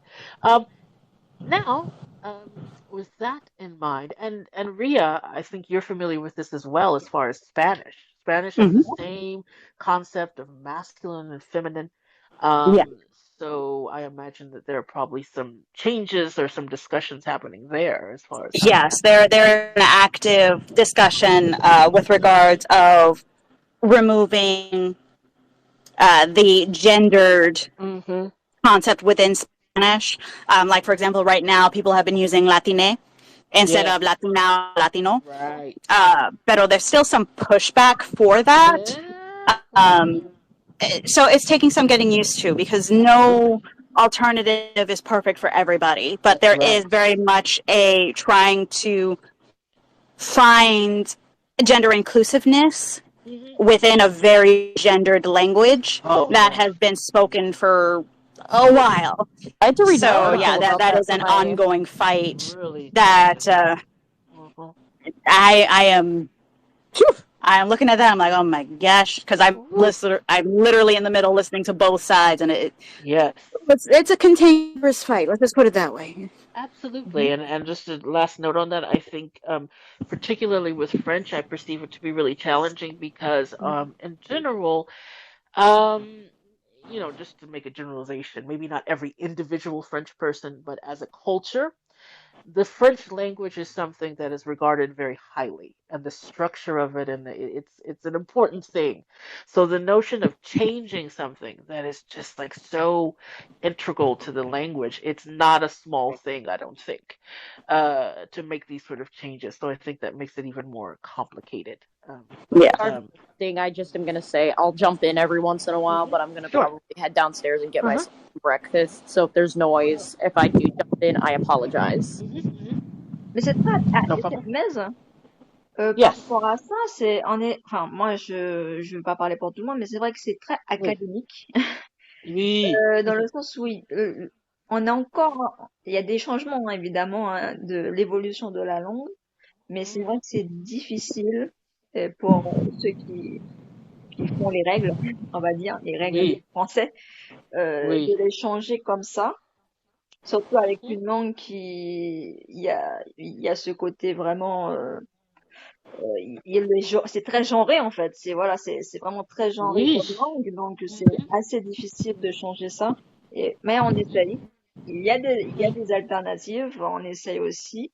Mhm. Ça prend un peu de temps pour que les Oui. gens s'habituent. Évidemment, je pense que c'est le cas pour pas seulement la France, hein, mais aussi dans le Oh cas non, de bien sûr, d'autres pour tout le pays, monde. du coup. Ouais, ouais, pour tout le monde, y compris pour les anglophones. C'est pas Mhm. facile. Yeah, so Steph was saying that, yeah, there's the kind of academic side of things, right? There is l'Académie Française, which is an academy that sort of establishes rules, so to speak, for the French language. And from that point of view, yes, it might be difficult. The idea of changing things will be difficult. And of course, as we already said, French is a very gendered language. But Steph was saying at the same time, efforts are being made, alternatives are being discussed, and it's a challenge everywhere, of course, not just Yeah. France, but all over the world. And I was saying, yeah, even here in the States, in English-speaking countries where gender isn't necessarily integrated in the language in the same way, it's still Mhm. challenging. So Yeah. absolutely, everyone's We dealing with have the the bad challenge. faith arguers. Not to get too far Mm-hmm, out of it, but we have, mm-hmm, especially for a non-gendered or gender neutral, however you want to, mm-hmm, mm-hmm, mm-hmm. language like English, because you can feasibly have an entire conversation without using he or she Right. throughout the entire, Mm-hmm, just by virtue of a grammatically correct they or right. their. Mm-hmm, So yeah, there are some bad faith arguments being made as far as, mm-hmm, oh, let's not use pronouns and pronoun politics. right. As most of the time, I just want to give them a kick where the sun does shine. A good Tifa click, a kick, Zangan Exactly, just like volume 1.1 or whatever. Yes. Um, exactly. can we talk a little bit about? I mentioned that Rakesh found Tifa some lodging, so to speak, some shelter. Can we talk a little bit about Tifa's living conditions? Where is Tifa living? What's her lodging like? What can we say about that? Um, uh, Steph, you go first. Oui, Ok. Steph. Euh, Après, c'est quand même ce passage était assez dur. Mais depuis elle s'est réveillée, j'ai envie de dire, c'était très dur Oui. de la voir comme ça, enfin de la voir comme ça, de lire en tout cas tout ce qu'elle pensait par rapport à ça, sa Mhm. condition physique et aussi mentale. Oui. Il y a un passage aussi qui m'a vraiment beaucoup émue, c'est quand elle disait qu'elle a tout Mhm. perdu. Ouais. Euh, C'était assez difficile, bah, elle a tout perdu et donc ouais, elle est toute seule. C'est terrifiant quand même à son âge de se retrouver dans cette situation. Donc oui, et les conditions de vie, donc elle vit dans une sorte de conteneur du coup, Mhm. où il n'y a pas de fenêtre, il me semble. Ou s'il y a des Mhm. fenêtres, mais en tout cas, elle peut pas cuisiner en tout cas. C'est vraiment petit, Ouais. exigu et tout. Mhm. Donc c'est des Mhm. conditions bon, misérables. Mhm. Et puis ça coûte cher, enfin coûte cher, pas forcément pour les gens qui habitent dans les Voilà. bidonvilles, mais quand même pour elle, c'est un coût parce qu'elle a rien du Oui. tout, elle a pas d'argent, donc C'est ça. c'est quand même Mhm. beaucoup pour elle. Donc ouais, Mhm. c'est assez difficile quand même du coup de lire ces moments où c'était très dur les débuts aussi, même Oui. jusqu'à à la fin c'était très dur. Donc ouais. Oui, c'est ça, voilà. So Steph was saying that this portion was difficult to read, difficult like emotionally, right? Because Tifa is going through so much physically, but just also her situation. And Steph was particularly moved when Tifa thinks that she has lost everything, right? And she's just totally alone. She's lost everyone she knew, and it's just a terrifying situation. Of course, she's living in really miserable conditions. She's in a little, a small box, for lack of a better word, and it's just a miserable situation. Maybe the rent compared to other places is reduced, but being that she has no money, it's still a burden for her. So this is just Yeah. a tough situation and tough to read. Voilà, voilà.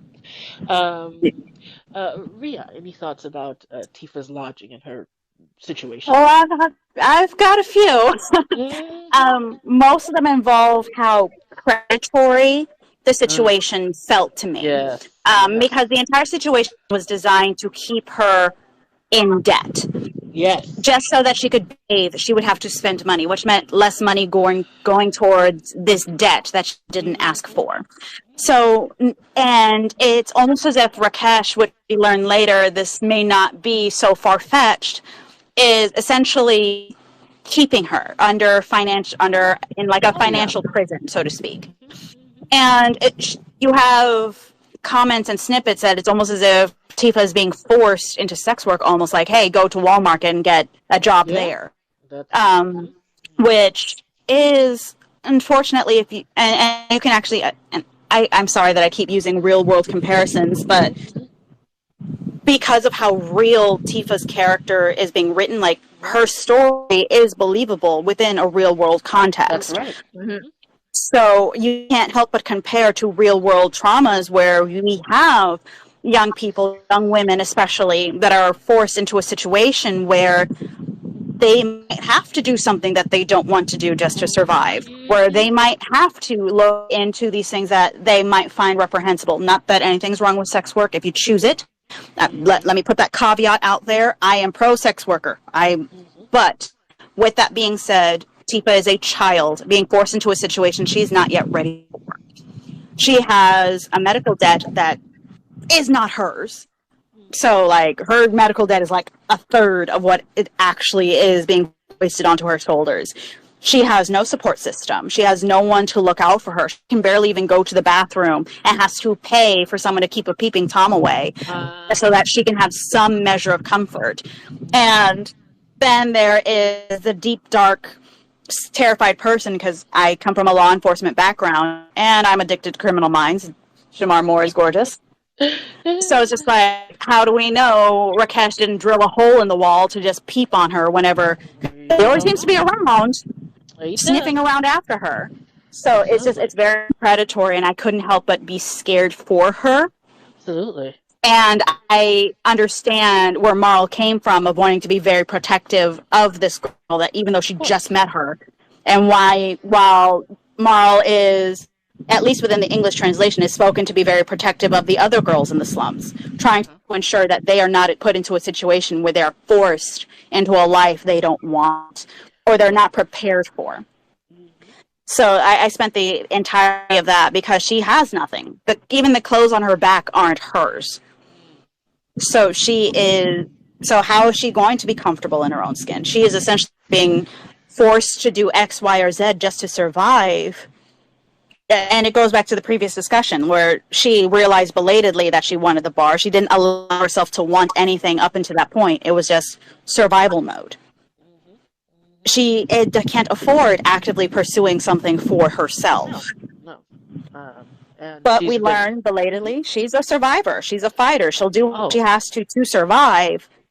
But it required a lot of twisting and finagling and making a square peg fit into a circle peg, and it's a very uncomfortable.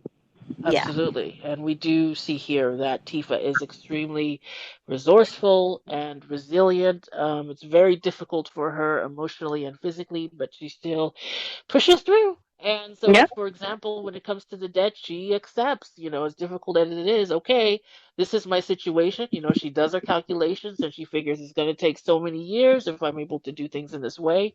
And she's willing to just take it on and deal with it at 15 years old. Exactly. Exactly. But, and I also want to think that, and this is something else that I've noticed, not just Tifa as a person, but just people that are so used to getting kicked.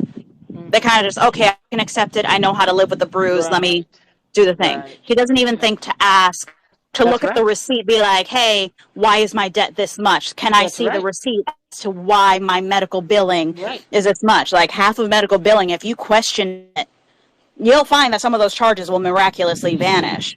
Because unfortunately, at least within the United States, we have a very predatory healthcare system that will keep tacking things on because nobody thinks to look. We're so used to being kicked that we're just going to accept being kicked. So, and it's just where Tifa is resilient, but she's also just accepting it. And I'm just, no, look at the receipts! Look at the receipts, girl! And of course, she's young and yada yada, but it is true that even later on, when she knows for a fact that Rakesh is untrustworthy, and she herself reflects on the fact that I don't even know about this bill. I don't really know if this is legit. She doesn't really follow up. She just goes, oh well, there's no way that I can find that out. So, Exactly, because she's so used to the world sitting on her. She's so used to the world beating her up and taking from her that she's just kind of become complacent to it. But she's like, okay, I'll survive this. I survived it the last time. I'll survive it this time. And when something bad happens again, I'm going to survive it then. She's so used to being in survival mode. She doesn't know how to take the steps to be living comfortably, to essentially be living instead of surviving. So so a lot of the time while I was reading that section, I'm like, okay, my mama bear instinct woke up because I'm a caregiver. And I'm like, nope, must protect baby. I want to protect baby. How do I protect baby? And this is, as you said, there's a lot in Final Fantasy VII in general that is true to life. That Tifa herself, we already mentioned it, when she first met Zengen. Her first thought was, or one of her first thoughts was, is he trafficking children? So we know that Mhm. this is something that Oui. even occurs to Tifa. So it's definitely referring to the real world, and I think we're meant to feel this fear and this discomfort about Tifa, and whether or Yeah. not she's going to be okay Mhm. Yeah. in this Yeah. You, the situation. reader, exactly. You, the reader, are put in the position of a girl without protection, which, Hmm. if you're not used to being in that state, it is an extremely uncomfortable position to be in. Oh, absolutely. And again, something that mirrors real life is when you're in Tifa's situation, where you're literally struggling to just survive, you do not really have the luxury to think about things or the energy or Mm-hmm. anything or the resources, mental or otherwise, to think about anything beyond survival. You have to be in a position where you are able to care for yourself on that basic level before you can even think about higher loftier things. So you're in this Exactly. cycle, and we see this in real life, where if you're struggling just literally to survive the basics that you need to live, to not die, you are not usually going to have the ability to think above that. You're too busy literally trying not to die, and that's kind of Exactly. where Tifa finds Exactly. herself initially. Like how the world says you need to have 3 months of bills saved away Hmm. for a rainy day, so to speak. Hmm. Hmm. And most of the world can't. Right. We can't invest in our futures. We can't invest in a rainy day. Hmm. Absolutely. And so at this point, we also get into Tifa's line of work. So Rakesh does so-called hook her up with, in French, it's Tonton, Mhm. who runs, I would say, a steamed bun stand, so to speak, there in Sector 8. And Yeah, that Tifa section just made me begins, hungry. right? Begins working there. And this is also when she initially meets Marl, when she makes a visit to the clinic, and she also meets what I call the Avalanche Trio, which is Wedge, good old Jesse, which I'd like to talk about, and Same. Biggs. So, what are our thoughts on this situation? What are our thoughts about Tifa working with Tonton, how she adjusts to it, how she processes it? What do we think about this portion here? Steph, on peut commencer par toi. Qu'est-ce que tu as pensé de cette portion, son travail, etc. C'est assez dur. Oui, Je trouvais ça dur pour elle. Mais oui, après, Tifa, je savais qu'elle allait se débrouiller. oui. C'est dans son tempérament de toujours, de ne rien lâcher. Donc, elle l'a fait. Mhm. C'est parce que quand même, tout ce qui est les ventes en général, il faut quand même être, enfin, il faut être rapide. Il faut Oui, elle est pas, elle avait que 15 ans, donc elle n'est pas habituée à ça aussi, c'est de travailler du coup, ça va pas être, voilà, c'est quelque chose qu'il faut qu'elle s'habitue. Et au oui. début, c'était plutôt dur pour elle parce que je crois que c'était les 2 premiers jours où ça Mhm. s'est pas très bien passé, mais Voilà. parce qu'elle avait pas évalué la force qu'elle mettait. Et elle était aussi un peu Mhm. toujours en convalescence, hein. Elle venait de sortir de Bien l'hôpital, sûr. donc c'est pas facile non plus pour elle. Et elle voyait bien le travail que ça demandait quand même. Donc, oui, assez difficile. Mais après, Oui. elle s'en est quand même mieux sortie. Je trouve que Mhm. elle faisait quand même pas mal, enfin, beaucoup d'efforts pour que ça se Oui. passe. Donc, Oui, c'est ça elle exactement. a beaucoup de détermination quand même. Exactement. So Steph is saying, and once again, this is a difficult passage. Tifa's really going through it. You know that Tifa's going to pull through because we can see now that she always does, but it is a difficult situation. She's young, doesn't really have much experience. She's still recuperating. She's literally just gotten out of the hospital and is still not doing the best physically, but she needs to keep up. So the first day or so, she struggles, as you would. And Tonton was already telling her, I don't think this is going to work out. If you can't get things together, we're going to have to let you go. But she does adjust, of course, and she does eventually get a handle over it. But again, it's a really difficult situation. Um, Yeah. uh, Ria, what are your thoughts on this portion Um, here? Yeah, other than joking aside about how the food just sounded delicious, it was still, it kind of continued the vein of predatory, I felt. Yeah. So they're preying on her naivete. Mhm. So throughout the whole thing, I'm like, I'm not even sure if that's the actual wage that she should be getting paid. Yeah. Yeah.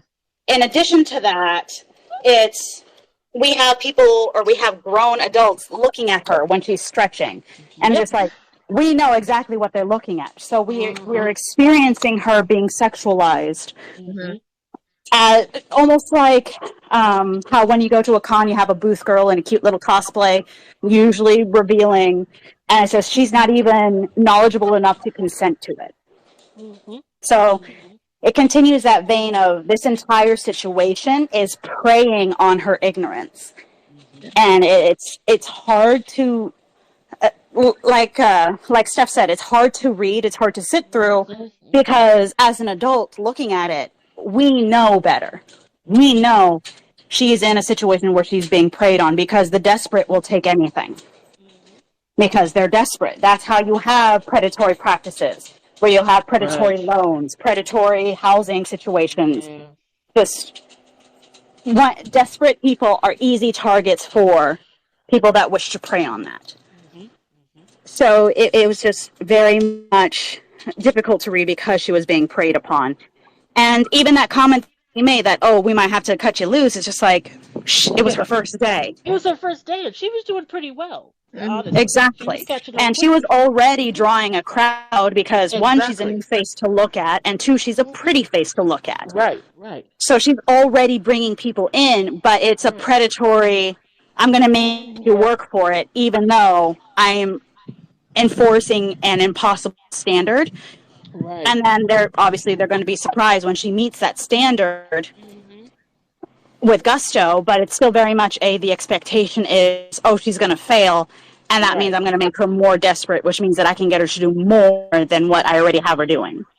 And we see that the tonton just kind of sits there on his lazy behind and has her doing everything. She's literally just gotten out Yes. of the hospital. She's not doing well, and he just says, Exactly. "Yeah, go get the cart, go drag it here, go do this." And she notices herself. He isn't lifting a finger. He's just sitting down Exactly. and And delegating, so to speak. exactly. Yes. So, as somebody that is post surgery and having witnessed people post surgery, like the fact that she's even able to do that much is Right. a miracle in and of itself. Mhm. Yes. And we do have her martial arts, or she does have her martial arts Yes. training to thank for Right. that. But it's just putting her in an impossible or situation and expecting her to fail, so that she would have to dig deeper. Right. And Mhm. yeah, yeah, it's just the whole thing is just sad once you get past the yummy yummy food, which is just dressing to make it all look nice, when in actuality it's no different than any other exploitative practice. Mhm. Yep. I definitely felt that way at work when I first started my first job when I was 18. Can I help you?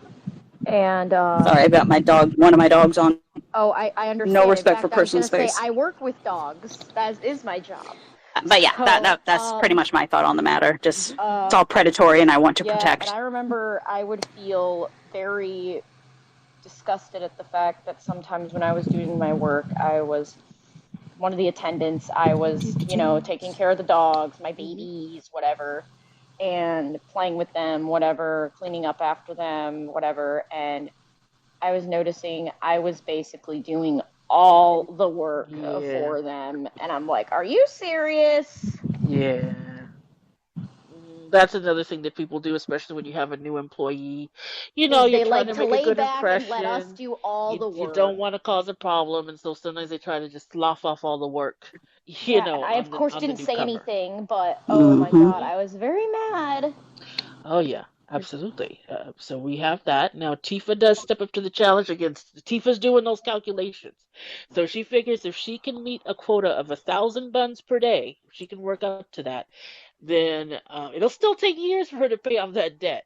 but it will be doable. So she is determined and she tries all these different techniques. And for her, it's almost becomes like a game. She takes a certain pleasure in the challenge of it all. And I think that's something we see with Tifa. She's up for a good challenge. It pushes her in a way, in a positive way, that idea of the challenge. And there's almost a competitive nature to her where she wants to do her best. So just before her 16th birthday, she makes it. It's 1,000 Mhm. buns a day, and the business is doing pretty well. Around this time, she does meet Marl, who Ria mentioned, while she's at the hospital. And what are our, or the clinic? What are our impressions of Marl? Now, first of all, am I correct that Marl is sort of an original character that was introduced to us in remake, or she wasn't an OG? Is that correct? Yes. I think so. To my Yeah, recollection, yeah. I think Yeah. so. I believe so. So she's but I like her. She's a nice addition. So Hmm. what were our impressions of Mar of Mar? Steph, qu'est-ce que Sweet, t'as caring pensé de grandma. Mar? Oui, oui, oui. Exactly, exactly. Oui, Uh, j'ai beaucoup aimé Marle, dans le sens où, enfin, qu'elle soit, enfin que quelqu'un se oui. préoccupe vraiment de Tifa dans un endroit qui est hostile depuis le début. Donc ça, c'est rafraîchissant de savoir que Oui. Tifa puisse avoir ce réconfort-là d'être compris, en fait. Et même dans la situation où elles se sont rencontrées, qui n'était pas forcément idéale, Mhm. Marl a quand même tout de suite compris ce qui se passait. Donc Mhm. oui, c'était quand même assez inconfortable comme moment où elle devait convaincre Marl d'utiliser la greffe. Là. Mhm. Et pour ça, Ouais. il fallait que Tifa dise que ça s'est bien passé pour elle. Et Mhm. du coup, le docteur montre des Oui. photos de sa poitrine puisqu'ils ont travaillé, enfin ils Mhm. ont fait du coup la chirurgie dessus. Mhm. Euh, C'était pas très, enfin pour Tifa en tout cas, je crois que c'est pas très. Elle Mhm. était surprise et inconfortable par rapport à ça et quand même, Marla a eu la bonne réaction d'essayer de parler tout seul avec elle. Mhm.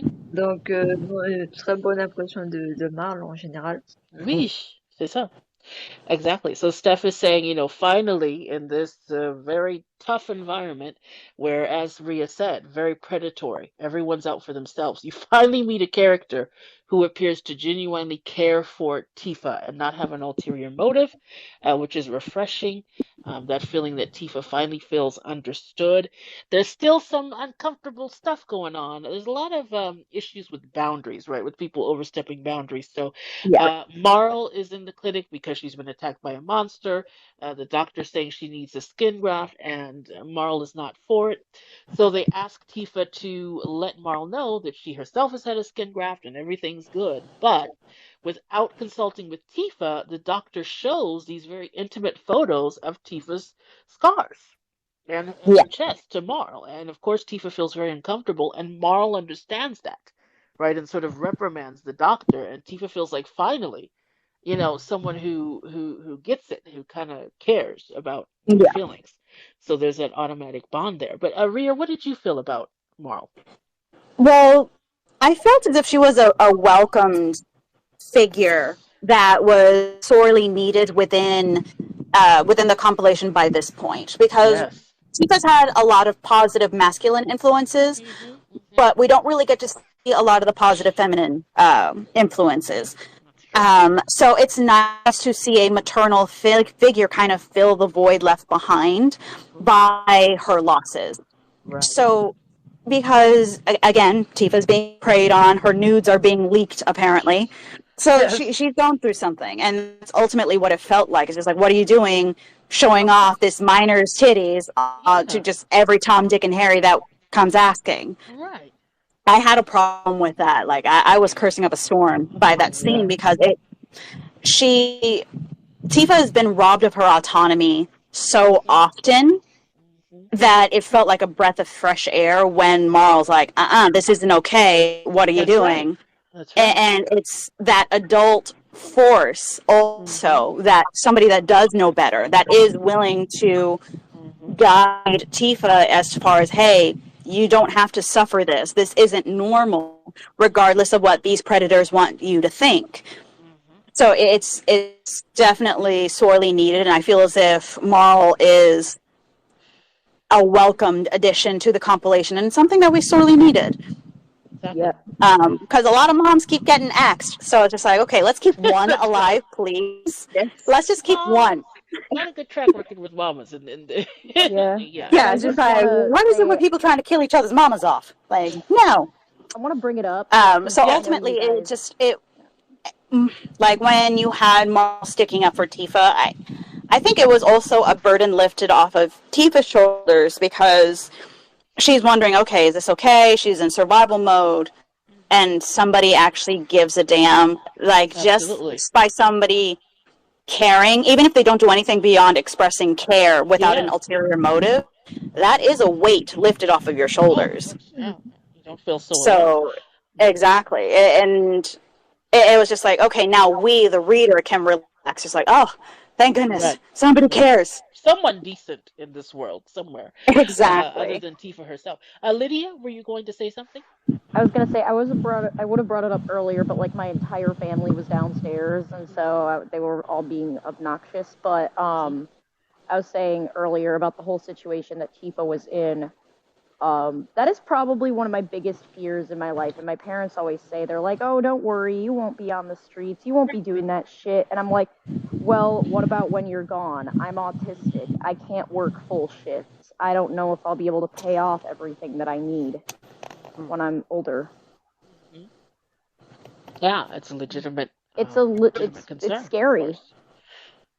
Very much so. Absolutely.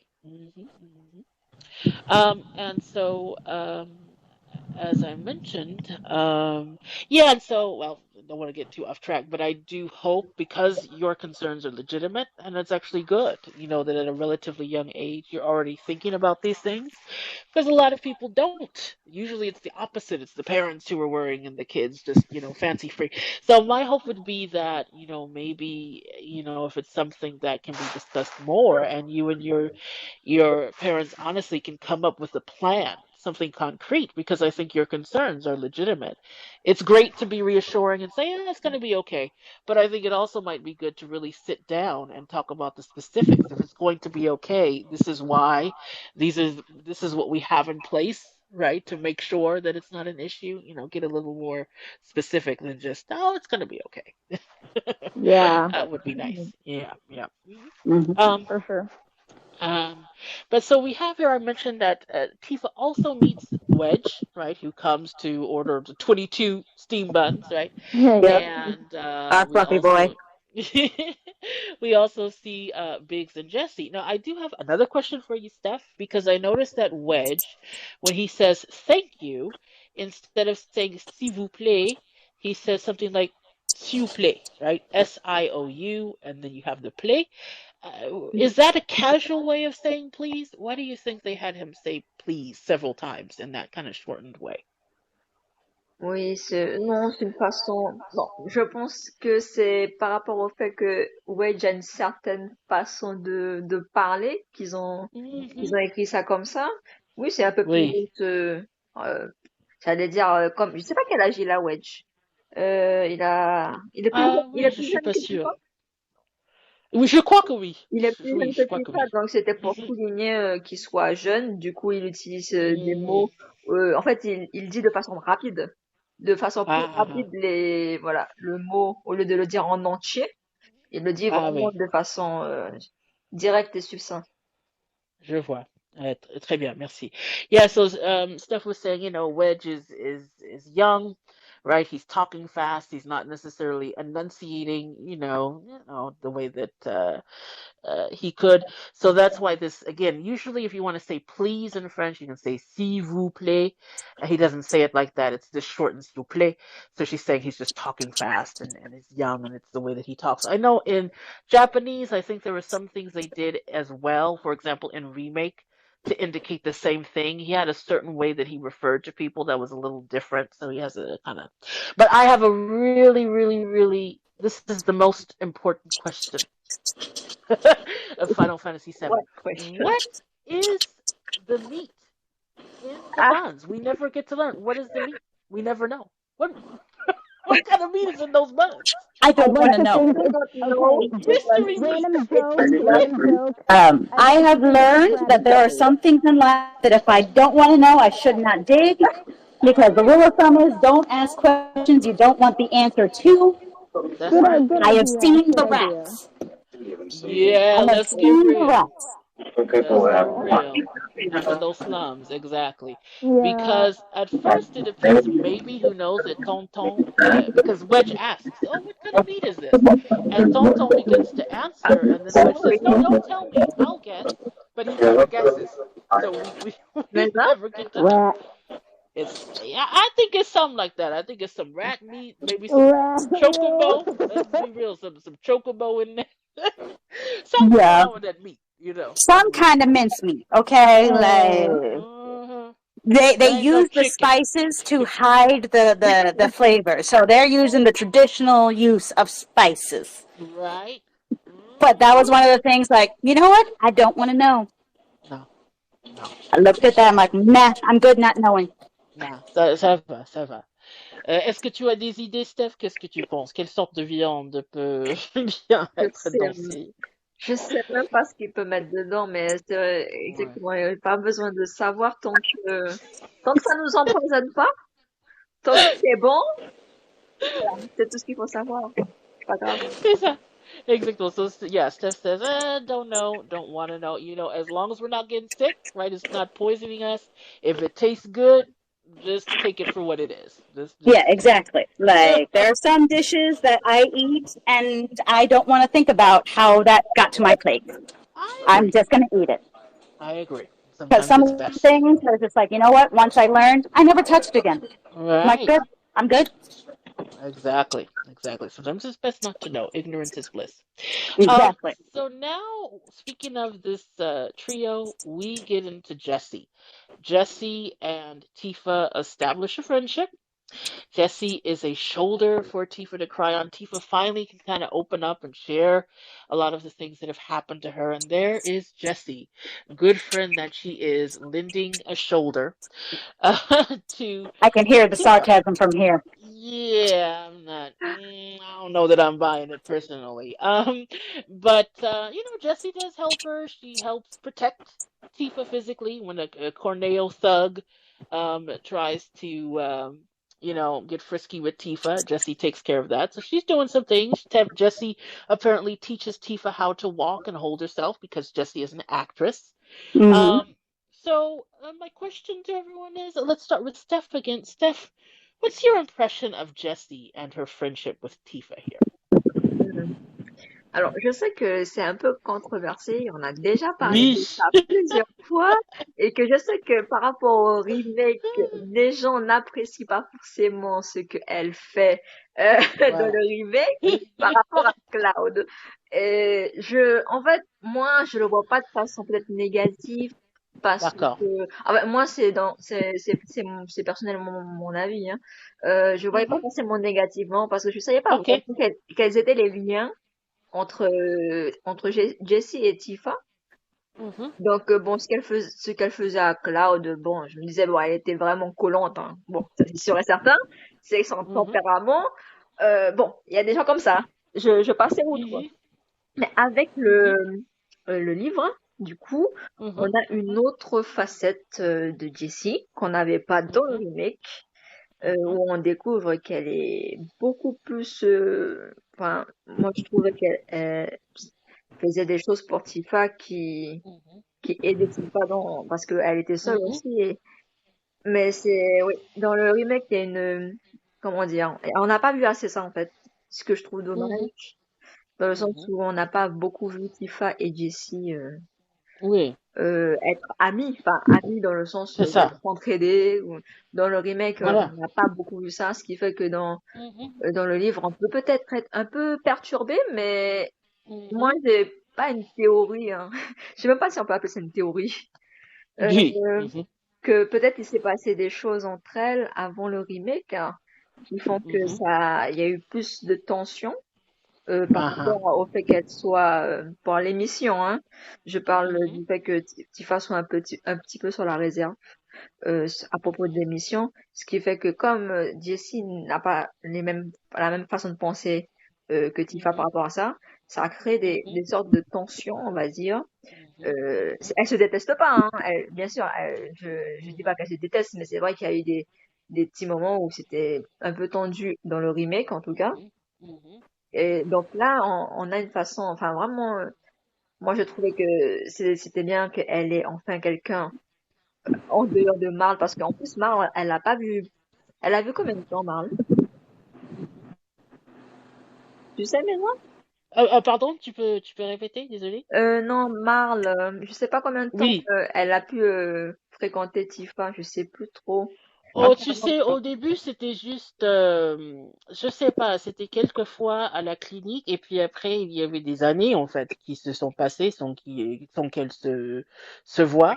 Donc, pendant ce temps-là, c'était vraiment Jessie, je dirais, la seule amie que Tifa avait pendant ce temps, parce Oui, que elle a perdu contact avec Marle pendant ce temps, en fait. oui, c'est ça, mais oui, elle a perdu contact et donc ça fait du bien de qu'elle puisse pouvoir euh, voilà, se confier un peu sur Mhm. là vraiment dire ce qui n'allait pas et tout et qu'elle elle puisse pleurer un bon coup Oui. Mhm. et tout ça. Voilà. Voilà. So Steph was saying that yeah, the topic of Jessie is kind of controversial because not everyone is a big fan based on how she's portrayed in remake, right? Where for one Mhm. thing she's going after Cloud like Yeah. nothing else, and we all know that Tifa has feelings for Cloud, so that's iffy to say the least. Now in the book here. We see perhaps a different side of her, which I'm going to discuss as far as I see it. But you can argue that you maybe see a different side of her. That in the book we see that she helps Tifa, right? We see that they have a friendship. Now in remake, Steph was saying in comparison, we don't get to really see that friendship. We don't get to see them interacting in that way. And so her thought is maybe there's something that happened in between the events of the book and remake because there's a sense that there's a type of tension maybe between them. One source of tension could be that their attitude toward Avalanche and how to go about things and the missions is a bit different, right? Jesse is gung ho and Tifa has some reservations. So maybe things like that caused some tension. And Mhm. Steph doesn't necessarily see Jesse in a purely negative light like some people do. Now, I must say that it's hard to know because I am biased, right? I can't get out of my head what we've learned about Jessie in remake. And as I'm reading about her in the book, I just can't separate the two. So I'm already probably distrustful of Jesse. So when I'm reading this friendship, to be honest, it made me feel uncomfortable. I had a similar feeling to what I felt with some of the other characters, where it feels like there's always something superficial and an ulterior motive. Yeah, Jesse on Mhm. the surface, sure, she was friendly, but I feel like and again, I might be biased. Maybe if I hadn't been familiar with Remake, I would just see it in a more straightforward manner. But to me, I felt like obviously Tifa is very attached to Jesse. She literally tells her, basically, now because of you, I don't feel alone anymore, right? Mhm. I think that Jesse is having a good time. They're friends. It's great. I don't know that Jesse feels the same depth for Tifa. I think on her end, it's probably pretty superficial. Yeah, as long as it doesn't inconvenience her too much, she'll help her if she sees that Tifa needs help. But I think we learn in remake that that friendship only goes so deep, and when Jesse has other priorities. Tifa's gonna take the back seat. So I see Jesse as in some ways a pretty superficial person, not someone who you're going to be able to establish a true friendship with. And so I didn't really enjoy the friendship. I didn't necessarily personally see it as legitimate. I don't think it took a lot on Jesse's part to do what she did, and I don't think this was Nojima's necessarily his goal, but I did notice that the relationship reminded me in a weird way of what sometimes people in cults will do or religious affiliated people as far as recruitment, right? Mhm. You have a person who is very lonely. Tifa is extremely lonely. They are looking for friends. You befriend this person.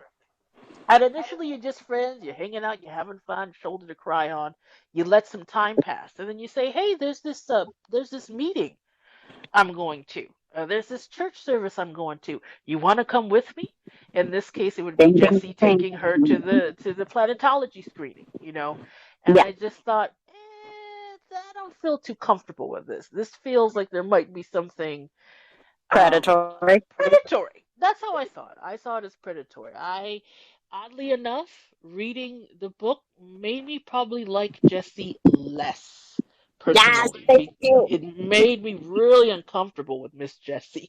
But Ria, what are your